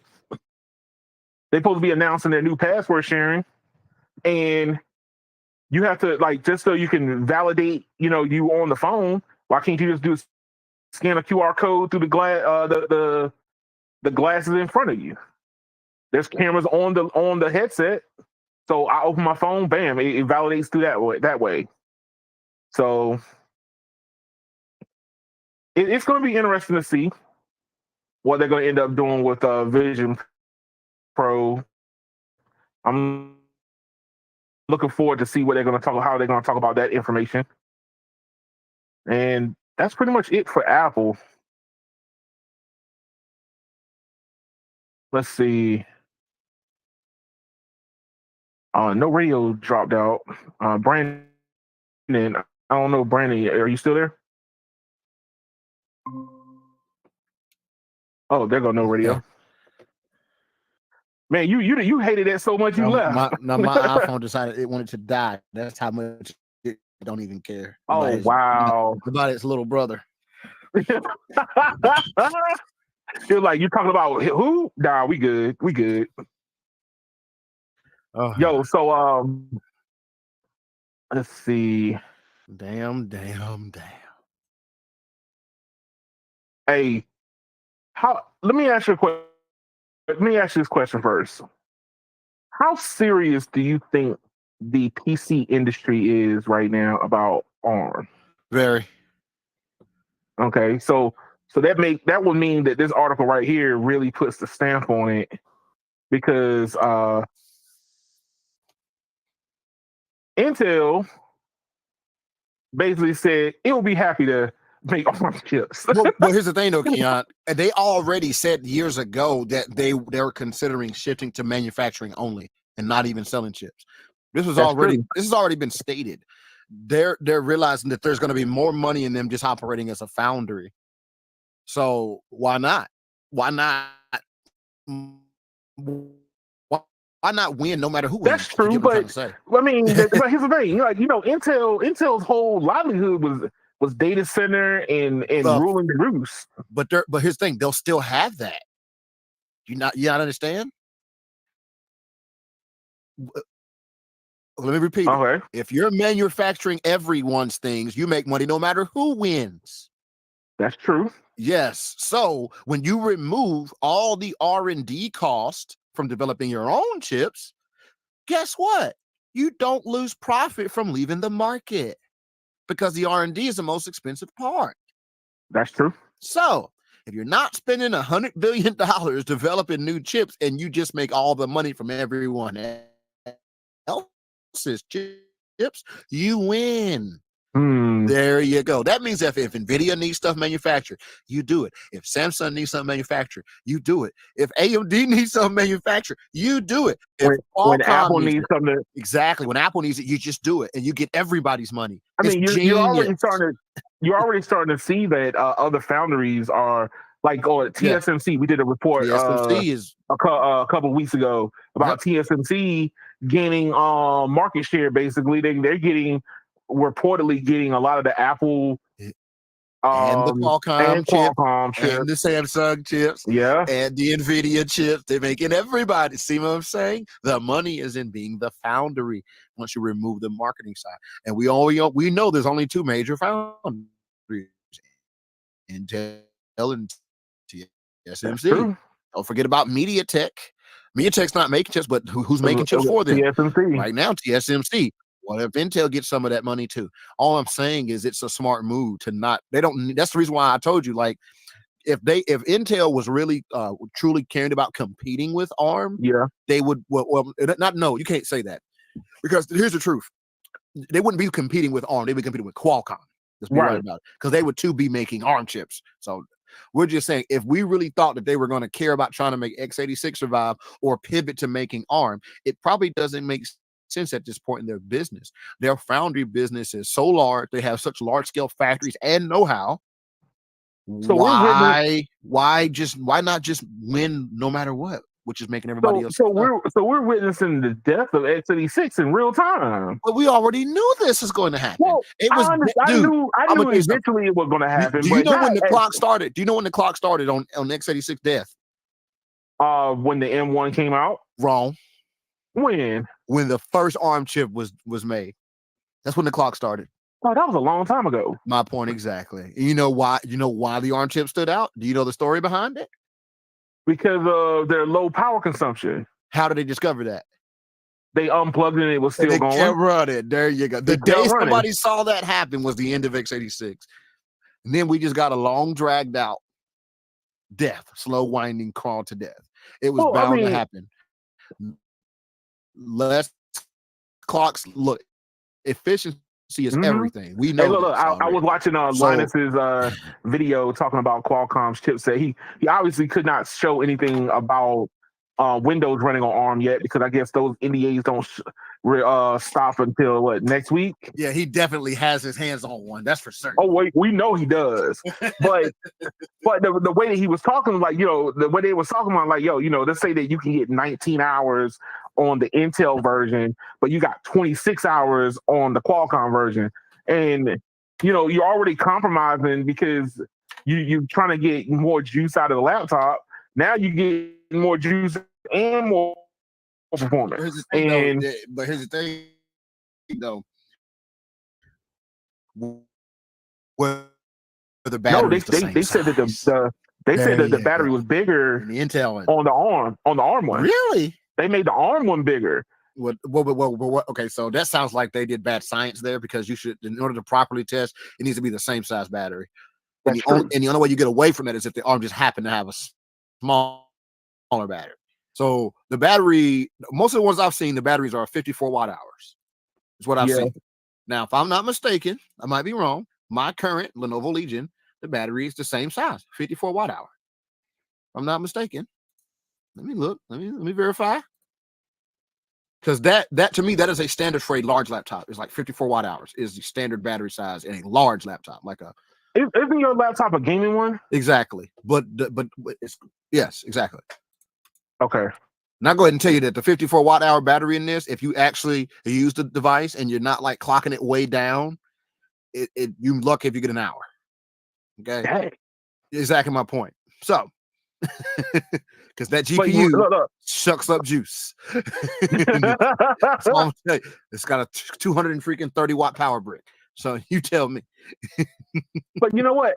I mean, like the way where I thought that I never thought that x86 had much life left into it, due to the fact that we look at our cell phones, and our cell phones pretty much do a lot of things that supplemented even thinking about having to buy a laptop. I was like, if it wasn't for the fact that I'm doing YouTube, I would have never bought a laptop, and you know it. I was talking to you about buying a Chromebook, which that resurrects Brandon. That mess again. That resurrects Brandon right there. But that is the food stamp laptop, sir. Bring that crap up, please. Don't even talk about that thing anymore, dog. Like, keep it to yourself. Keep it to yourself. But I'm just saying, like, the battery life is the thing that a lot of people care about, right? They don't want to have to constantly have to plug in and juice up, which is funny because the monologue that Linus did was he goes into like Qualcomm's like office, and the first thing he does is plug in. He's being ridiculed for plugging in, and he walks into the hallway and sits down and crouch down. But because they're basically like, yo, you don't have to do this anymore. You don't have to be like, oh man, can I make it to the next, power stop so I can power up? That was always the thing that you had to do. I mean, no radio, you wouldn't make it from your man cave to your car without your battery dying. But that's also why I would like literally when I do travel with it, like I said, the only purpose for this device was gaming. Honestly, the side mission for it is music production. I don't need a laptop this powerful to do music production. I don't need that. Sure. Not necessarily. So even my yoga can handle everything I need to throw at it as far as music production goes. Now, is this one much faster at doing certain things? Obviously, yes, right? But is it necessary? No. My yoga, I can get like 6 hours out of it. Yeah. 7 hours out of it in a thin and light. And that's a thin and light. Which is going to be basically the size of these laptops. So you're talking about me going from my thin and light that does not have a dedicated GPU, that only gets like 6 hours on the best day. Some days it only gets 4, right? To me getting 22 hours on something the same size, it's a no-brainer. No. So I mean, but they're talking about like right here. So the Qualcomm Snapdragon X Elite battery life on the XPS 13 laptop and a Intel Meteor Lake chip is 18 hours to 20 compared to 27 hours. That's overly compelling. I'm just saying, like, from 18 to 27, and that's with a clock down version of the new chipset, right? So it's 60 watt hours. I have a 60 watt hour battery in this laptop. Okay. Yeah. It's a 15.4 volt battery. I'm pretty sure these new ones actually don't even run 15 volts either, by the way, Keon. Probably not. Qualcomm. Well, what's up, Brandon? You about to say something? So since school is starting back in a few months, sir, what laptop do you recommend? What do I recommend? For a kid, a student, I would probably recommend them getting something like the X Plus. They don't have to go elite. You're typing on it all day. You said kid? Yeah. What do you mean by kid? What age is this kid? I'm old, sir. What age is this kid? Just say it because that matters. I would say college and up. Okay, that's not a kid. People are adults at 18, sir. Not a kid. They're kids to me. Okay, I know they're not. They're adults. They can be strippers and porn stars. No radio. They are not kids. That's the strippers and porn stars. So don't say kid. Just say college student. Because a kid don't even need a plus. You can give a kid a freaking, old Verizon, and they're gonna be fine. Even the college student, honestly, to be honest with you, even the college student is gonna be fine. Matter of fact, the only college kid who even needs one of these laptops is like a graphic design student. Wow. Or a photography student. Yes, a person that's doing an accountant's degree don't need a X Elite or Plus. Let's just be real. Now, don't get me wrong. The battery life would definitely be a bonus for that student, which is why we need an even lower tier for them. Yeah, really. Let's be real about it, though. Let's be real. Super clock down version. Yeah, you need like obviously, I know it's going to come. Probably won't come till next year. There's going to be $600 versions with some lower chips in them. You mark my words. They're going to come, and that's when you're going to see the rest of the x86 marks just go kill itself. Instead of a Snapdragon X Plus, it'll be a X minus. No, it'll just be Snapdragon X or something. But that's my point, though. Everybody doesn't need the 40 tops thing, but that's Microsoft's minimum spec, so they can keep the 40 tops part, right? Right. But you watch, if they follow the foot trails of the rest of the processor companies behind them, they're probably going to, when they get to the X Elite version 2, they're probably going to rebrand these as lower chips, and they'll be the same chip, but they're going to rebrand them and re-release them in a cheaper model to get rid of the excess that's left over. True. I see that. That's what Intel and all of them have done for many years. They put out a i5 that has like 8 meg of cache. That's a dual core, and then the very next year they have an i3 that is suspiciously the same chip. Right. And then there's a new better i5. But it's the same freaking chip. So I mean, are we going to end up seeing like small? We're going to end up just seeing small iterative changes. We've pretty much done the paradigm shift now. Everything is just small iterative changes now. After this, not to mention, do not be surprised if on the super cheap end of the game, like in the $300 market, if they don't redo some of these Snapdragon Gen 2s. That's true. Because I seen a guy do a full review about using it. He said it was way better than he imagined it was. So but you know what? That could have came from the fact that they were running just regular straight up Windows with emulation. They didn't run the Windows that they didn't run the new modified version of Windows 11. They ran like we're just gonna throw Windows on ARM and see what happens. Exactly my point. So imagine a software update comes, which they probably won't do because they don't want people to keep those old machines, but they'll probably re-release some really low-end chipset that they can fall in $300 with. They can fall in with a really cheap, or a freaking cheap Chromebook like Keon wants. Oh, we can only hope. Because the only way to really kill off the Intel and AMD is to compete at every price point. That's true. Every price point. That's true. I mean, but look, like right now, you would think that AMD and Intel, but they're still churning away with x86. AMD is the only one in trouble. Let's go ahead and tell you that. The only thing that they've done differently now is just add NPUs. But yeah, but AMD is in way more trouble than Intel is. Because they don't have a foundry. They don't do foundries. They're in trouble. Ooh. Their best bet at this point is to try to find a way to collab with Qualcomm on the graphics cards or something, and try to figure. That's their best bet, is to play along.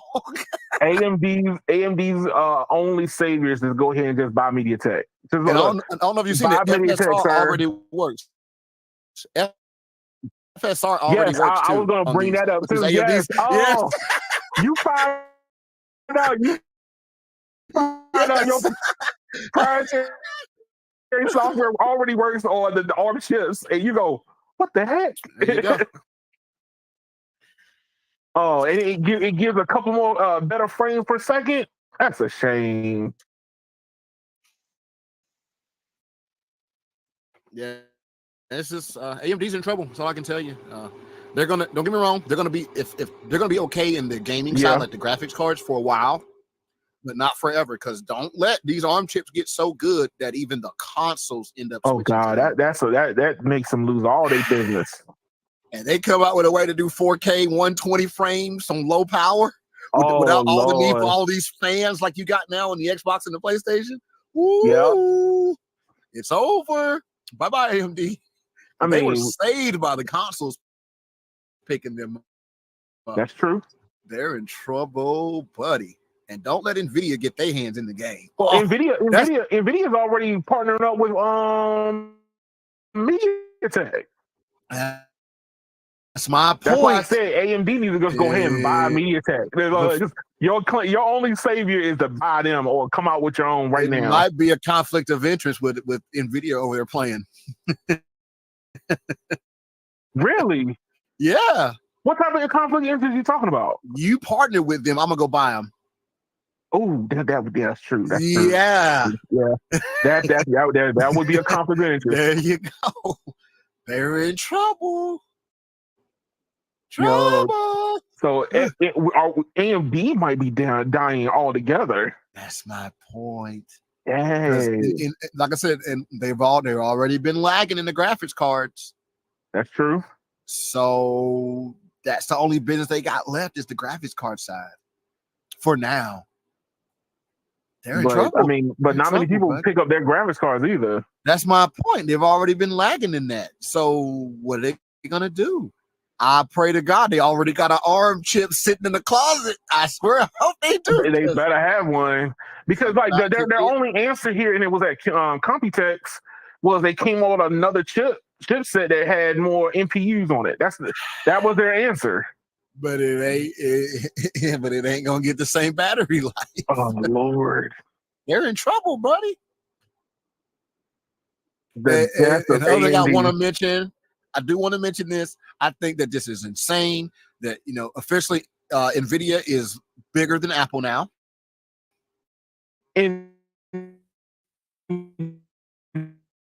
Video you didn't know this? Oh, you didn't know about that this? Makes sense. No. I didn't know that numbers jumped like that, but it makes sense because of AI. They're big because of AI.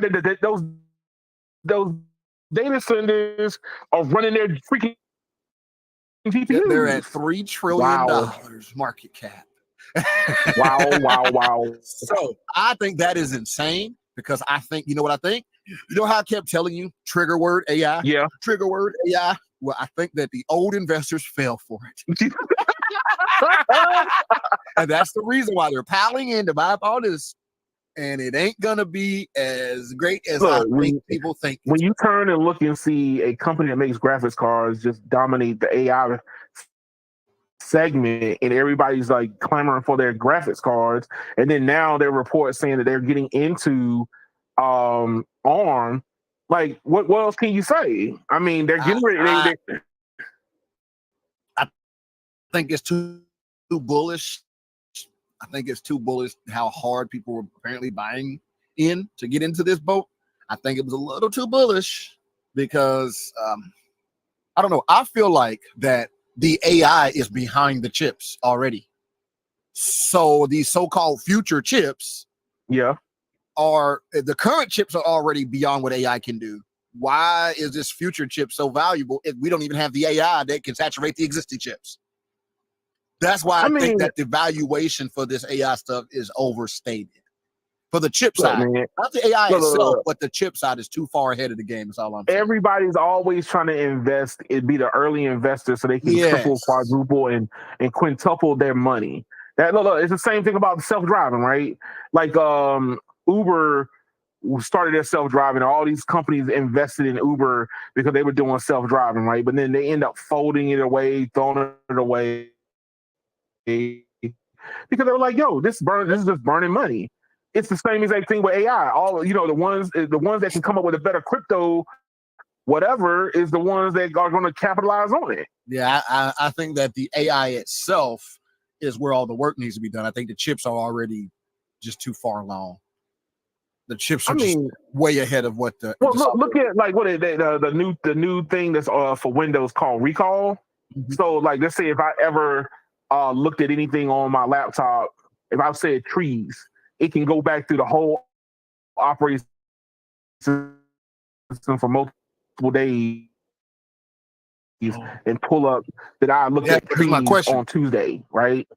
When you go from 40 tops to 100 tops, how much faster does it do that same operation? Do you think it does it 10% faster, 50% faster, 100% faster? I would say 10%. That's my point. I mean, going up on the top, so you have the double the tops only giving you a 10% increase because the tops weren't the limit. The software is. Right. That's what I'm saying. The software has to be built for the hardware. The software isn't there yet, I don't believe. I don't think the software's that good yet. It's getting better every day, obviously, but it ain't there yet. Right. Maybe I'm wrong, but I got a feeling that we're gonna be building Lamborghini NPUs, and the software is still gonna be Flea Biscuit. Wow. Go Flea Biscuit. Go Biscuit. But that's all. But that look, hardware has always had the potential to outstrip what software can do. Not x86, not the x86 hardware. No. X86 got to a point where it's just stagnated. Because like it became stagnant, and you could tell that was on the gaming side when they got away. But even then, like I said, they've been got away from the CPU. But I'm saying is the software is still a limit in x86. That's the point I'm trying to make. It's not the chips. The chips can do way more. Because look, all you gotta do is look at this. Look at what Apple did with x86 chips versus what Windows was doing with it. True. Microsoft. Apple was running on the same chips, getting way more done because the software was better. Right. Not the chips were so much better. Now it still had limitations, but it was way more efficient in the coding because of how Apple's nature is. They didn't mind wiping the slate clean. They didn't mind wiping the slate clean to make the software better. Like I said, a lot of this stuff, I think that the people who are writing the code for AI, I think they probably, like, be realistic. I really believe in my heart of hearts that all the developers that are working in AI probably have a 1% understanding of that coding. 1%. That's how much room I believe they have to grow in this. But you know what? I mean, with the conversations me and you've had, like, you even see companies getting away from GPUs and want to do everything off of the NPU itself. Yeah. So they're getting to the place where they're starting to embrace the new architecture, and embrace the new architecture is what causes changes to happen a whole lot faster. And have you heard about how the government's now getting involved in this AI business? No, well, I haven't heard about that one. So here's the thing, right? AI doesn't generate this stuff out of thin air. It learns from real stuff. Yes. At what point is you learning from something real and you stealing at the same thing? Are you stealing? What point is it stealing? That's a good point. I mean, look what happened. Look at what happened with what was it? Scarlett Johansson. That ChatGPT came to her asking can they use her voice. She said no, and then all of a sudden she realized, like, yo, that's my voice. But the point is, here's the thing, though. It had already been studying all these models from already stuff on the web. So for example, when you generate a little boozy, set it off in 1979, when that baseline plays from that AI generated baseline, that AI got that baseline from somewhere. That's true. It didn't generate it out of thin air. There ain't but so many notes on the keyboard, right? You just arrange them differently to get different things. At some point, that baseline is stolen. So if you use AI to generate your baseline, but the AI doesn't tell you where it referenced to get it, you still technically interpolated somebody else's musical work. You put that out there as your product, you stole it. You understand what I'm saying? The stuff that AI is generated is not being made up by a computer. It is referencing real other songs, and the way it's referencing real other singers and real everything, and then it's just taking your words and making it fit. But it's still copying somebody's voice. Right. It has a model of Michael Jackson and James Brown's voice somewhere in the back, and it put them two together. But it doesn't spit it out and say, hey, I used Michael Jackson and James Brown as my reference point. Here's where the royalties should go. The government is already stepping in because the record labels have already said, hey, this AI stuff is stealing real music. Because they're using real music to give it reference. Point. And it ain't giving no credit. So when all these people are talking about how I use AI to help me generate for work, that AI is referencing other people's registered patented stuff to do that for you. Therefore, you're sampling. Not just sampling music, you're sampling artwork. When you have the AI generate, hey, I want a bunny riding a motorcycle that looks like a Harley. Well, guess what? The AI looks at the Harley Davidson website and copies stuff on the bike. You don't now own that side mirror on the motorcycle. That's not your design. They took the Harley mirror and put two dots on it to make it a little bit different. They stole it. So at some point, we have to have, hey, how does AI reference where it got the information from? There's already, I forgot who the government guy is. There's a guy already working on the law for it.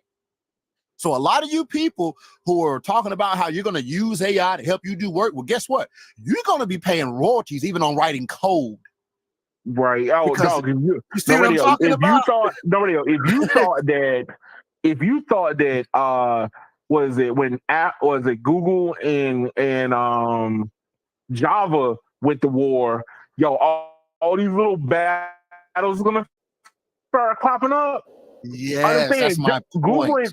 For those who don't know, Google and Java went to war because of Android. And because of Android's coding and use of APIs, and the basic terminology for API is basically like it's like the alphabet for coding, right? And they were like, "Yo, you're using our alphabet without without permission." Yes, AI is And doing the same thing when you generate a photo or you generate a so voice. now prepare to get sued as soon as you start playing around with something and it just spits out something cool. You oh, that's cool. And somebody, as soon as you get famous, they're gonna be like, that's our reference designer. That's why I laugh, because somebody was like, oh, instead of having to have 100 people to make a video game, you could just have 5 and they can all be using AI to assist them, drawing characters. Like, yeah, but what's the AI referencing? Once again, what's the AI referencing? Oh, it's the same thing about it's the same thing about Power World. Look, I'm not saying that how can I say it? When it comes down to animation, right? Today's animation is not done by hand. It's computer generated. So when you gotta constantly redraw and draw and draw and draw, you're automating some of that work. You might have reference designs about what characters look like, but they're your reference designs, not the entire web's reference design. You see what I'm saying? Right. And then when somebody wants to start up a new anime or a new game and they don't have any reference designs, they're gonna copy from somebody else. And guess what? Here's the other side of that coin, right? The ideal is that AI, say you have a line of code, right? And you're trying to make this code as efficient as possible. And the AI goes through and it calculates and it goes, this is the most efficient string. Well, guess what? That's the most efficient string for everybody who asked it to generate that code. Right. So that means that nobody now has an original code. You know what I'm saying? That's my point. Like, at some point, this is going to be a big problem. So AI presents just as many issues as it does solutions. Yeah. Curtis King brought it up. The fix is not going to be the solution. Sometimes having problems is going to be your best solution. So get ready, man. There's legislation coming, and they're going to have to tell you, if you go on here and you generate something, it's also going to have to spit out every reference that it used, and you have to credit all those references. Ooh. You see the problem? That gets real complicated. It's like I took Scarlett Johansson's nose, Eddie Murphy's eyeballs, Oprah Winfrey's hair, and it's gonna be spitting out every little thing. And the background music is from season 6, episode 5 of Friends. And then this is Lord, now you gotta pay everybody. You see the problem? There you go. That's my point. You're talking about an album. Your album credits is gonna be an encyclopedia. Yeah. And you're gonna have to write a royalty check to 600 people. Yo, AI, look. Good now, people. Run away from this AI as fast as you can. Leave now. Calling it the blueprint for an AI Bill of Rights. There you go. Run away. Yeah. So if you remember, do you remember the lawsuit that happened with Robin Thicke and the estate of Marvin Gaye? I remember that. Yes. Because it was percentage of same they lost. What do you think AI is doing when it's generating Little Boosie 1978 set it off? Damn. It's literally taking Little Boosie's words, which could be considered a cover as long as you put cover. Right, but then it's taking a bass line from Isaac Hayes, the lead guitar from Earth, Wind & Fire, and then it's taking the strings from the Bad album. Like you, at some point, you stole the whole song, and somebody's gonna be in court going, "Hey, this thing generated 10 million views. I need to get paid for you generating that with AI." And there's your problem. So congratulations for all you people that think AI is a shortcut. No, it's going to be a shortcut to a lawsuit. Shortcut to a lawsuit, big dog. No, radio. What you just basically did. We have just put ourselves back into the Stone Age again. That's my point, bro. Yo, watch that video. Curtis King talks about it, and dude, it's coming, bro. It is coming. Everybody's gonna want their pound of flesh. And you better believe that right now they are bracing in Silicon Valley about, oh God, what kind of laws are they gonna pass? Because imagine all of them now have to go back into their coding and have it all spit out its references. Like, oh God, you ain't gonna be able to use it. Where did you get this from? Where did you reference this from? Hey, the same thing about ChatGPT. like ChatGPT is probably gonna be the one that gets hit by the worst because they're the most popular one that publicly be used. And then to make it worse, these students are going to be generating like papers, and the teacher's just going to throw it into the computer and go, "Where'd it come from?" And they're going to find every time you try to steal it because AI referenced something real. It's going to find. Look, you use 4 lines and it's worded exactly the same way this person wrote it in this article. Fail. Like I'm telling you, bro.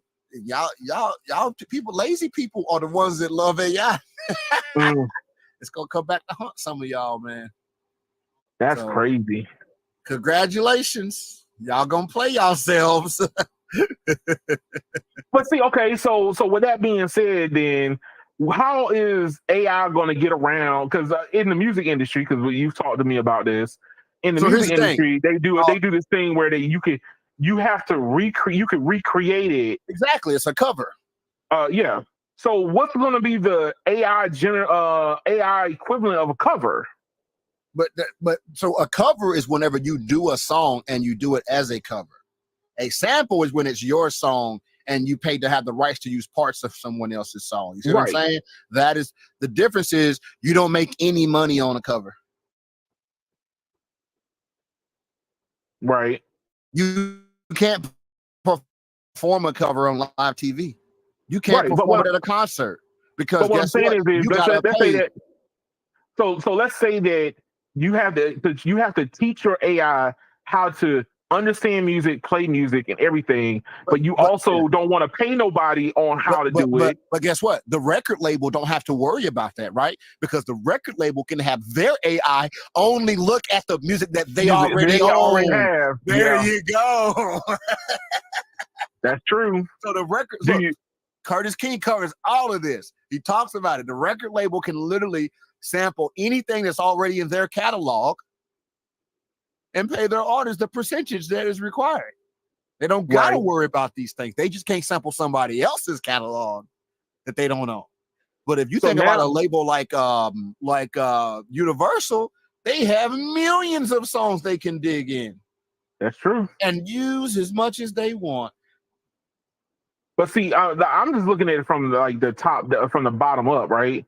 So like, let's say I wanted to, do a collaboration with AI and whatever I'm trying to do. Now I gotta go ask Universal for access to their AI system to generate whatever, get something generated. And you're gonna pay. And then I gotta go and you gotta pay them, and then you gotta go over here and pay somebody else. And remember, it's gonna be more expensive than now doing it now. That's the point I'm trying to make. So for example, most of the time now, most songs like at the most might have 2 or 3 maybe works, maybe sampled or interpolated. If you know what interpolated means. What does that mean? Okay, there's a song by a group called I think it's called Slave. They have a song when they go walking down the street watching ladies go by watching you. Well, interpolation is when Snoop Dogg said, walking down the street sipping on gin and juice. Sipping on gin and juice. That's an interpolation. He didn't reuse their words, but he took their exact melody and put his own words. That is an interpolation. Right. Or interpolation. Yeah. That's what that is. So when you copy somebody's melody, but you put your own word, that's an interpolation. He still had to pay to do that. Oh, wow. Right? But guess what? He only had to pay one group or get permission from one group. AI's out here sampling 6,000 groups for your one song. Oh. You gonna pay everybody? You gonna get permission from everybody? See my point? Yeah, that's gonna be crazy. There goes your problem. That's what I'm saying. It presents new issues. This way deeper. And understand that leaves it open. So the more popular it becomes, so as soon as it hits somebody's ear, they go, yo, don't that guitar in the background sound like a chord that I played in the 1980s? That was played. So what I'm getting at is this, right? In today's time, you can just change something by 25% or so, and it's good. It's different enough for it not to matter, right? But do you think these labels are going to let you be able to have access to their whole catalog?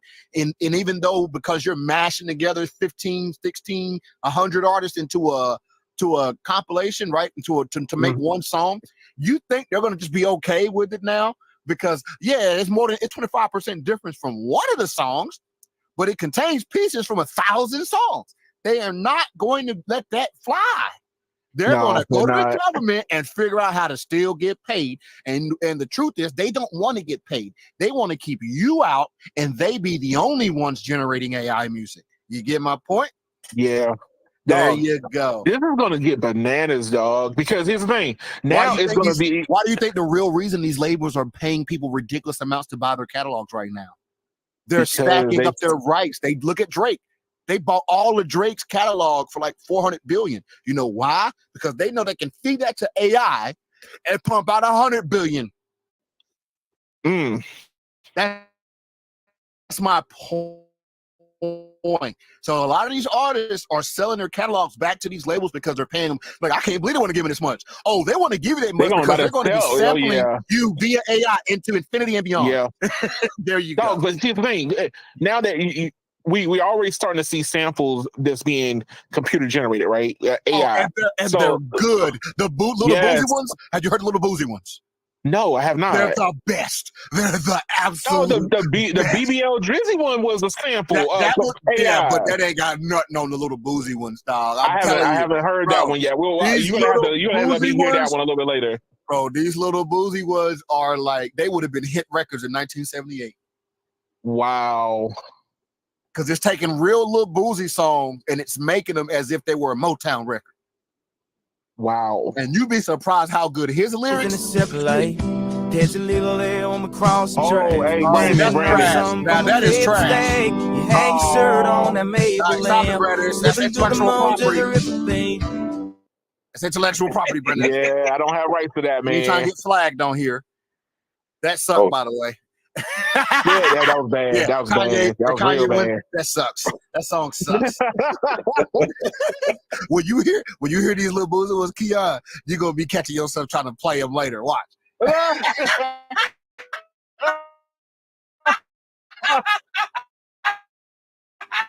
Hey, dog. I thought, especially was it the BBL Drizzy, what's the name? I didn't know that it was sampled from something that somebody actually sung that. It was like, they sped it up and they fed it into the AI.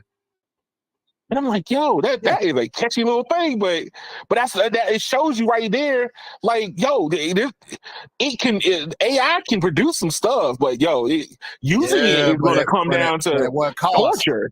But at what cost? That's what I'm saying. These labels ain't gonna lay down and just let you be able to just generate hit records, dog. They're gonna get paid. They're gonna change the law so they can make it apply. That's how America works, bro. When it comes to business, whenever the moment that something doesn't benefit these large corporations, they will get into the legislation to change it so they can still monetize it. So right now we have this whole 25% difference or something rule. Well, with this AI era coming, they're gonna be, hey, it gotta be 80% different. Like I'm telling you, they're gonna move, like we always say, they're gonna move the dago goalposts. The goalposts. Yeah, man. Yeah. So here's the thing: are they going to end up doing it for everybody? Got to do 80%, or is it going to be computer generated 80%? Yeah, but here's the thing: how you going to prove whether or not it was computer generated? You would have to have some type of proof. That's your next problem. That's why I say, boy, good luck. Good luck. Golly, man. When you thought that AI was going to solve your problems, now it just became a problem. Hey, everything. Look, as the world is always destined to change, and a new world comes with new problems. And AI, for everything gets solved, is going to come with some new problems. And at some point, you and a guy who was across the planet are going to both be feeding something into the AI, and you're going to get the exact same line of code. And then one day, that damn patent is going to come up, and they're going to be like, whoa, wait a minute now. It shows here his patent, his code was generated 37 seconds before you via the same AI engine. Shame. And then guess what, Keon? This is where it gets even worse. What happens when the person that owns the AI that you used now has a claim to the patent because their AI generated it? Lord. Oh, Lord. Oh, that line of code. They go, that was generated on our thing. No radio. Apple and Samsung went to war for just what they call slide to unlock, okay? That's all I'm trying to tell you. I need people to understand this. We need to first understand. Apple's sued Samsung for the idea of sliding. This is what the patent says: sliding finger across screen to intimidate, interpolate, unlocking a device from pixel to pixel in one direction. Dog, which is why if you go back and look at all the other stuff from like the S2 to S3, you can unlock your phone from any direction. It was like, yo, it said direction, so it said, oh, you could do a S, you could do a T, you could do a whatever. It didn't matter what direction you did, you just had to leave the one point and go in somewhere. Yeah, dog. All I'm saying is, if you want to see what AI is going to end up looking like, and that's if we get good legislation on it, sadly. If you go to like a beat website, a website where producers put up beats, and you can go there and download a beat and make a song on it, right? Yeah. But in the fine print, they will tell you on the free download, if you use this beat, we own the rights to the song. If you use it without paying, we own the rights to the whole song, including what you wrote, right? But if you do want to use this beat and be able to have some ownership, if you only put it on social media and it gets less than 10,000 views, the price is $30. If you put it on social media, or if you pay me $50, I will let you put it on social media and get 100,000 views. And if you pay me $500, I'll let you own it, and I get nothing more than the 500, right? But if you buy any of the lower tiers and it surpasses that number, all of it comes to me from that point on. I.e., you get a piece of AI code, and that AI code says, hey, personal use only.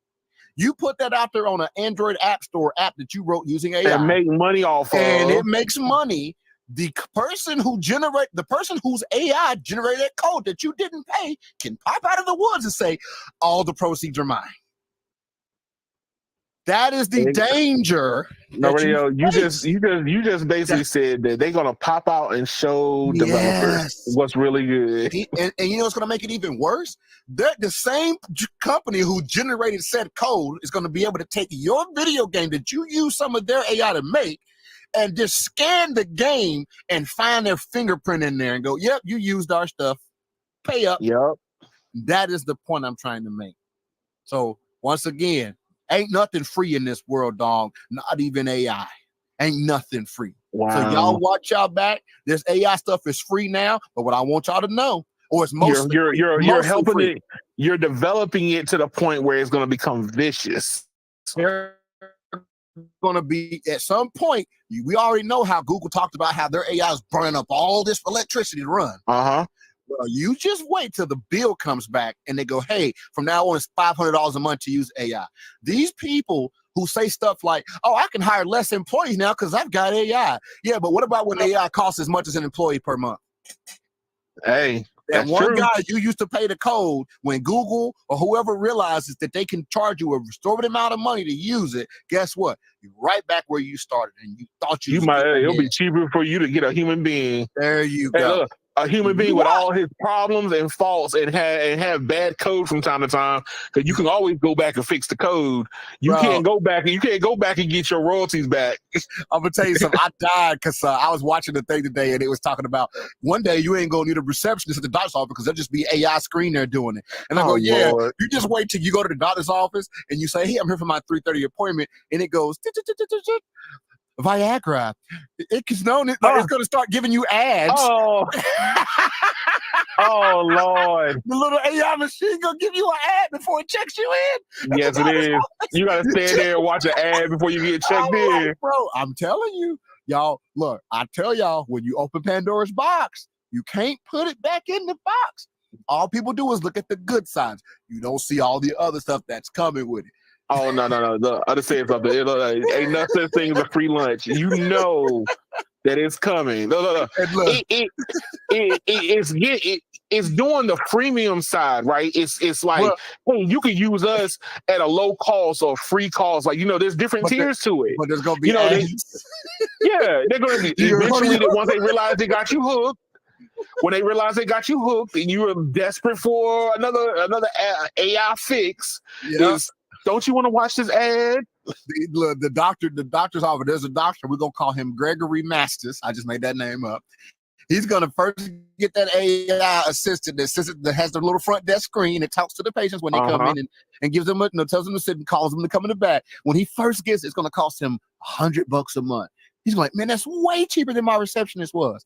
And then about a year into it, it's gonna be like $175 a month. And then about a year after that, it's gonna be $500 a month. And then like a year after that, it's gonna say, hey, you tired of paying $500 a month? How about let us show your patients ads? Oh Lord. It'll be $300 a month. You just named what the movie studios and Netflix has been doing us for years, man. They came out with $5.99 and now they're up to $17. All I'm saying. Now they're talking about ads. So oh God. Hey, I'm just telling you the potential of what could happen with this AI stuff. It's not just gonna come and save everybody. That's why I hate when these people are claiming a small business owner can now compete with the big company. Yeah, until the AI rates get out of control. That's true. Because the big company's willing to pay more. The big company will pay for the AI. The highest matter of fact, they're probably running their own AI at that point. Yeah, that's my point. As I say, good luck with all them thoughts, y'all. Y'all be falling for this stuff, man. I don't fall for it, bro. Oh no. Look, understand. I've always was curious about seeing like what direction it was going to go in, but you're always trying to see like companies are trying to take advantage of it, and you're like, yo, you're just playing it right into the problem, and don't realize like you're about to be you just became the product now. Yep. You're gonna be begging for human beings. Look, you're gonna be begging for human beings to come back, and they're gonna be like, don't you have your AI? Go ask your AI to do it. Just telling you, they ain't and Nvidia ain't $3 trillion right now because AI is going to be free for everybody or cheap. No, sir. No. It's only free now because it's collecting $3 trillion. It's collecting all y'all data so it can be better. And once it's great, it's going to be behind a giant paywall, and the little people ain't even going to be able to afford it. Yo, it's the thing. It's gonna also be nasty because all these generative AIs are like ChatGPT might end up getting sued a lot more often because of this. Yeah. They can see lawsuits coming left and right because what's going to happen when you do it like you just said. I made this code for this app, and now I find my code inside of somebody else's code. That's proprietary. How did you get it? Because the AI. Because here's the point: if you tell the AI to write the most efficient code to do A, right? When somebody else asks the same AI to write the most efficient code to do A, it ain't going to come up with another most efficient. There's only one most efficient. Yeah. You see my point? That's very true. There you go. So now the code ain't yours. The code is probably already gotten tied to some other patented thing, and at some point, that bigger company who has that patent is going to beat you in court. And that's what I'm saying. Man, good luck. Yo, this is going to get ugly. That's what Curtis was talking about. He was like, we got this AI has already been released on the world, but there's no laws for it. Yep.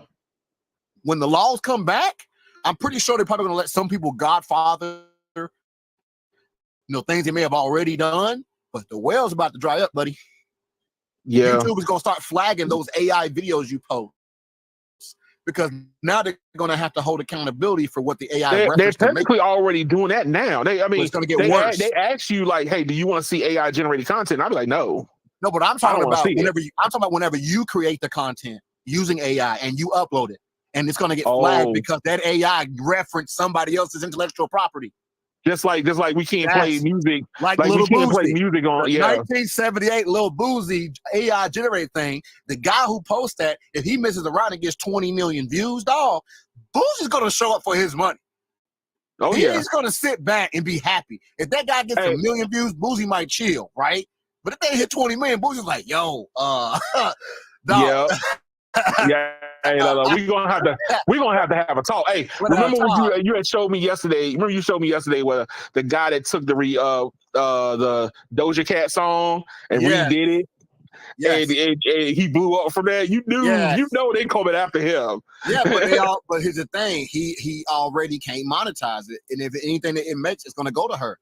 And what I'm telling y'all is the same thing is gonna start happening for all these AI generated things. That's what I'm trying to tell you. It's gonna be a bunch of these people making all this content using AI, and they're all gonna lose all their money that they made from doing it. Right.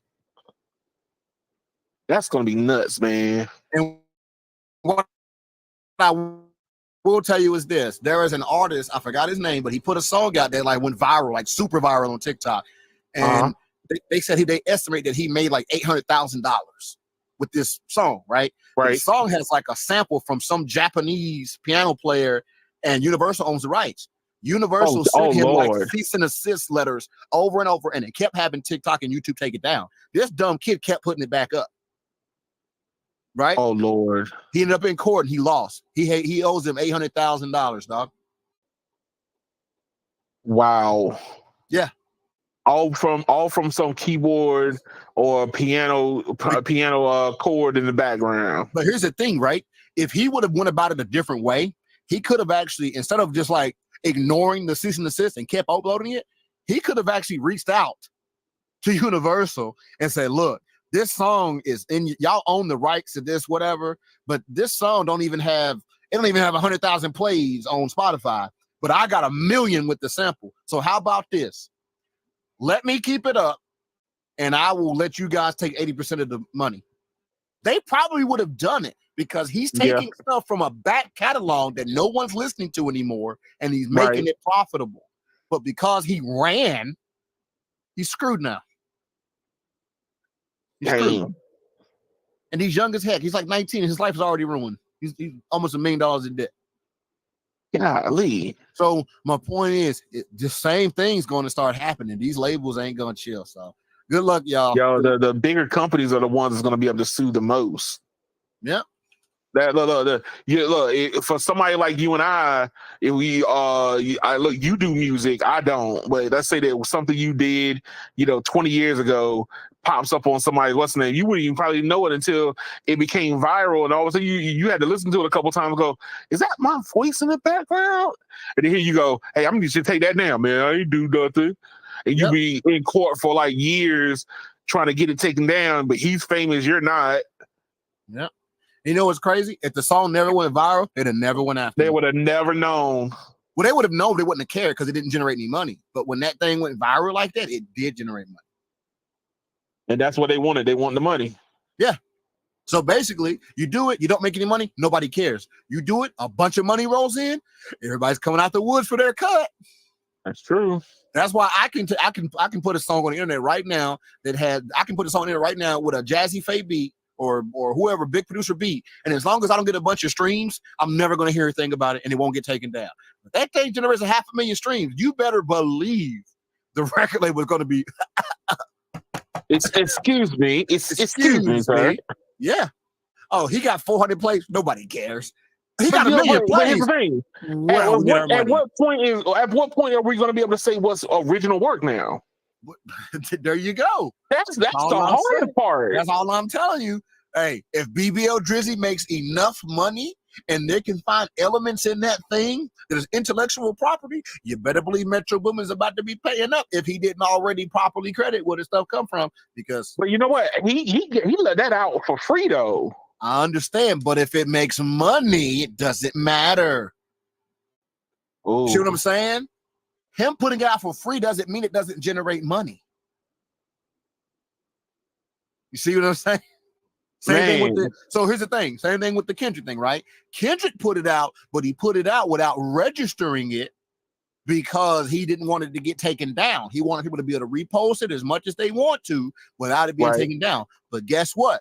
The channel that posted that video, aka Kendrick's channel, still is generating money from the plays. You see what I'm saying? Because YouTube is still going to do what? They're going to put AdSense on it. That's true. It's going to generate money even though he didn't register it. You see what I'm saying? So even though he technically didn't register that record, it does not matter because that record is generating money. So good luck. Not like us, it's generating money. Regardless of it being registered through ASCAP and getting flagged for being on other people's page, it is still generating money. And at some point, that check's gonna have to go somewhere. YouTube sending the check to somebody, and somebody gonna want their cut. It's always somebody want their cut. There you go. If Kendrick, and we already know that 50 million plays plus. Come on, dog. Oh, it hit 50 million? Past 50 million, sir. Wow. Past 50 million. Yeah, no, let's look. I'll tell you what it is. Tell you what it is right now. 77 million views, sir. Wow. On Not Like Us. It generated money. Good God. Just saying. But you said that he didn't register it though. That means that he doesn't own the rights exclusively. But once again, that doesn't matter. The plays on the YouTube alone generate money through AdSense. That's true. That's what I'm saying. Doesn't matter. You don't have to register. If me and you do this podcast right now, and 70 million people watch it, it doesn't matter if you didn't register it. You still get paid for the views. That's what I'm trying to tell you. Yeah. And Brandon went up there and set up there and put that AI horse in my thing, and they're gonna want they cut. So if we look at it, so for example, 100 million views on YouTube. If you're a large YouTuber, that's going to be an average of $4 per 1,000 views. So 100 million views is roughly $400,000. Ooh. And like I said, that's for an average YouTuber. Kendrick ain't an average YouTuber. That's not an average. He's not an average anything right now. So you got to realize these guys have like special deals for their channels and stuff. That already been leaked. The same thing happens with Spotify. It's already been leaked that Spotify pays the top artists even from the small artist streams. Yeah. Even if I put my music on Spotify, even if I don't get 100 million views, say I generate $3, Drake is getting like 50 cents of my $3 because of his contract. And so is Taylor Swift. Spotify is paying the largest streamers percentages of everybody else's streams on top of their own streams. Another thing that Curtis King leaked. Another thing he leaked because they do that pie thing at Spotify, where because the person like Drake can say, "Hey, people really only on your platform because they playing my stuff, so I want a percentage of all your business." And guess what? They're giving it to him. Right. That's my point. Hey man, that's the part of the game they don't tell you. People out here thinking that you getting paid for all your own streams, not unless you wanted them. Otherwise, you giving a percentage of the gross income to the bigger artists on there. That's how they got people to put their stuff out on there. I'm telling you, bro. Taylor Swift is another one of those people. Taylor Swift gets a percentage of all the streams on Spotify, not just her own music. And she's keeping Spotify afloat. She's helping. She's one of the top artists. There's probably like 100 top artists, and then everybody else is somehow also giving a percentage of the actual money generated is still going to those top artists, even from other people's streams. Yes. Dang. It already been revealed. That's why I like watching Curtis King, boy. He be interviewing people, them executives that come from the company. They were like, "Yeah, you didn't know that." They be telling all the dirt. Yo, I gotta go back and look at some of that, man. Good God. That's just like how they have also screwed up everybody's payouts because they added the audiobooks to the thing. Right. So now, they're doing the same thing all over again. They added audiobooks, which lowered the pay for all the other people on the site. So adding more people lowered the take home rate. Yes, because the books brought in more artists, which of course more artists mean more less take for everybody. Yes, dang. That's why everybody's mad about the audiobooks being included now, because the amount that people are paying for Spotify didn't change, but the amount of content they're subscribing to changed, which lowered everybody's pay. Mm-hmm. Wow. Mm-hmm. And they did it on purpose. Oh yeah, that's less royalty that they got to pay out to people, which means there's more money that they can have, keep in pocket. Guess what they do next? They go out and buy the rights to all them books. Right, and then that's revenue, and that's revenue that they can bring in for themselves. They get to just keep it. Yep. Oh, isn't that what you had told me? What happened where they put out some fake artists? Yes, they got the highest streamed person on Spotify ain't even a real person.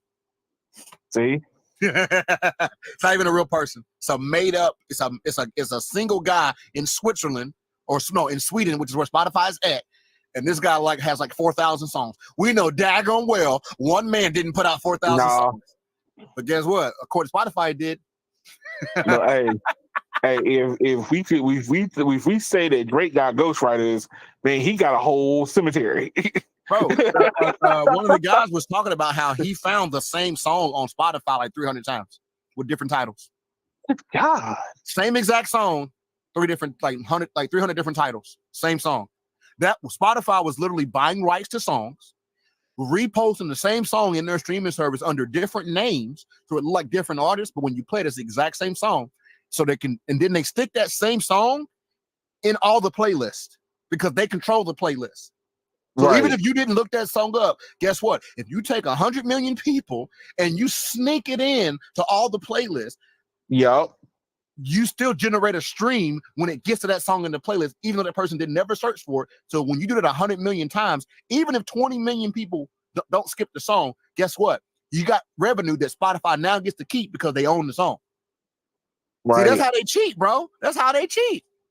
Hey, you end up if you can just sneak it in a couple times, you're gaming your own system at that point. And that's what they're doing. And that's revenue that you don't have to pay anybody. That's what they're doing, bro. Imagine if you're an artist and you have complete control over all the playlists on the streaming service. And you go, yeah, I know I'm a rapper, but I'm gonna stick my song in the rock playlist, the pop playlist, the disco playlist, the stuff playlist. Eventually, if you do that and you got hundreds of millions of people hitting playlists, but you're in all the playlists, guess what? You get played every time somebody's in any of those playlists, and they make it all into your record. Hey, I'm surprised that Spotify still has an audience, man. I'm surprised they still got artists. All this stuff getting revealed is going to really hurt them. It's going to hurt them bad. All this stuff getting revealed. Because I talk to customers about it, and people look and see that I use YouTube Music, right? But they still don't want to leave Spotify because it's of convenience. For now, but I'm just saying, like, what happens when your favorite artist is not up there no more? They go, yo, I'm tired of shenanigans. I don't want to be up there no more. I'm gonna be on Apple Music or YouTube Music or whoever. Remember what I told you though? The bigger artists don't have an incentive to leave because they get paid from all the other streams, right? Including the fake Spotify artists. They get paid from those too. That's what I'm trying to tell you, dog. That's the thing. It's a perfect trap. Somebody like Drake can't afford to leave. He gets paid when everybody else's stuff gets played. Like, come on, right? Like, you ain't going nowhere, no matter how mad you are. You ain't going nowhere. But here's the thing, like, what is it? Like, I'm a Lupe Fiasco fan, right? Yeah, but Lupe ain't big enough. He ain't big enough to be in that club. But my thing is if I was on Spotify and Lupe doesn't put his stuff on Spotify, I'm not gonna. Yeah, but he ain't re-up my monthly subscription. He's not leaving Spotify because you got to realize these. So when you post music like that, nobody just I put it on Spotify. That's not how it works. When you want your music on streaming services, you don't just go put it on Spotify. You sign up for a distributor, and that distributor puts your music on all of the services, and then that one distributor pays all your money back to you. So Lupe is not directly posting his music to Spotify. He's posting it using a distributor, or the label is using a distributor. You see what I'm saying? Yeah, I know. Like I understand. Disco Kid. You don't sign up for the Apple and the Spotify and the Pandora and the Google. No, you sign up for Disco Kid, and Disco Kid puts your stuff on all of them. Don't get me wrong. You can manually go in Disco Kid and say, hey, I don't want my stuff on Spotify now. But if you look and you go, well, shoot, once I do that, and I look and I say I am an artist like Lupe, and let's say Lupe ain't big as he used to be, but let's say realistically, how many streams he's probably pulling down? He's probably still getting like a minimum of like 1,000 or 2,000 a month from just one service without getting a lot of plays. Right. Comparative. When I say a lot, comparative, he's still getting probably hundreds of thousands of plays.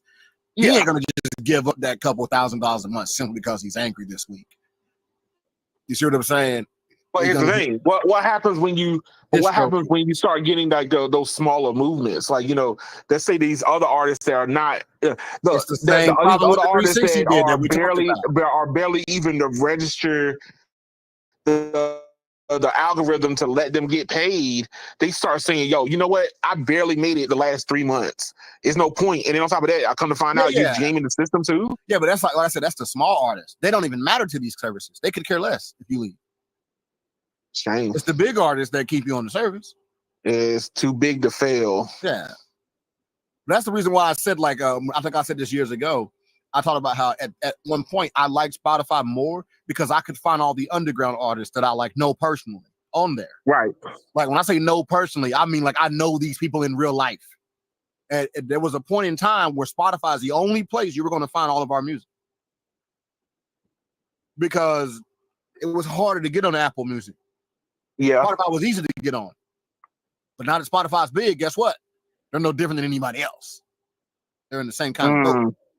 But like I said, you pay DistroKid, $29 a month, and you get to put your music on Spotify, Apple Music, TikTok, Pandora, Amazon Music, Instagram, YouTube, Tidal, iHeart, and Deezer for $29 a month. You get to put your music on all the platforms.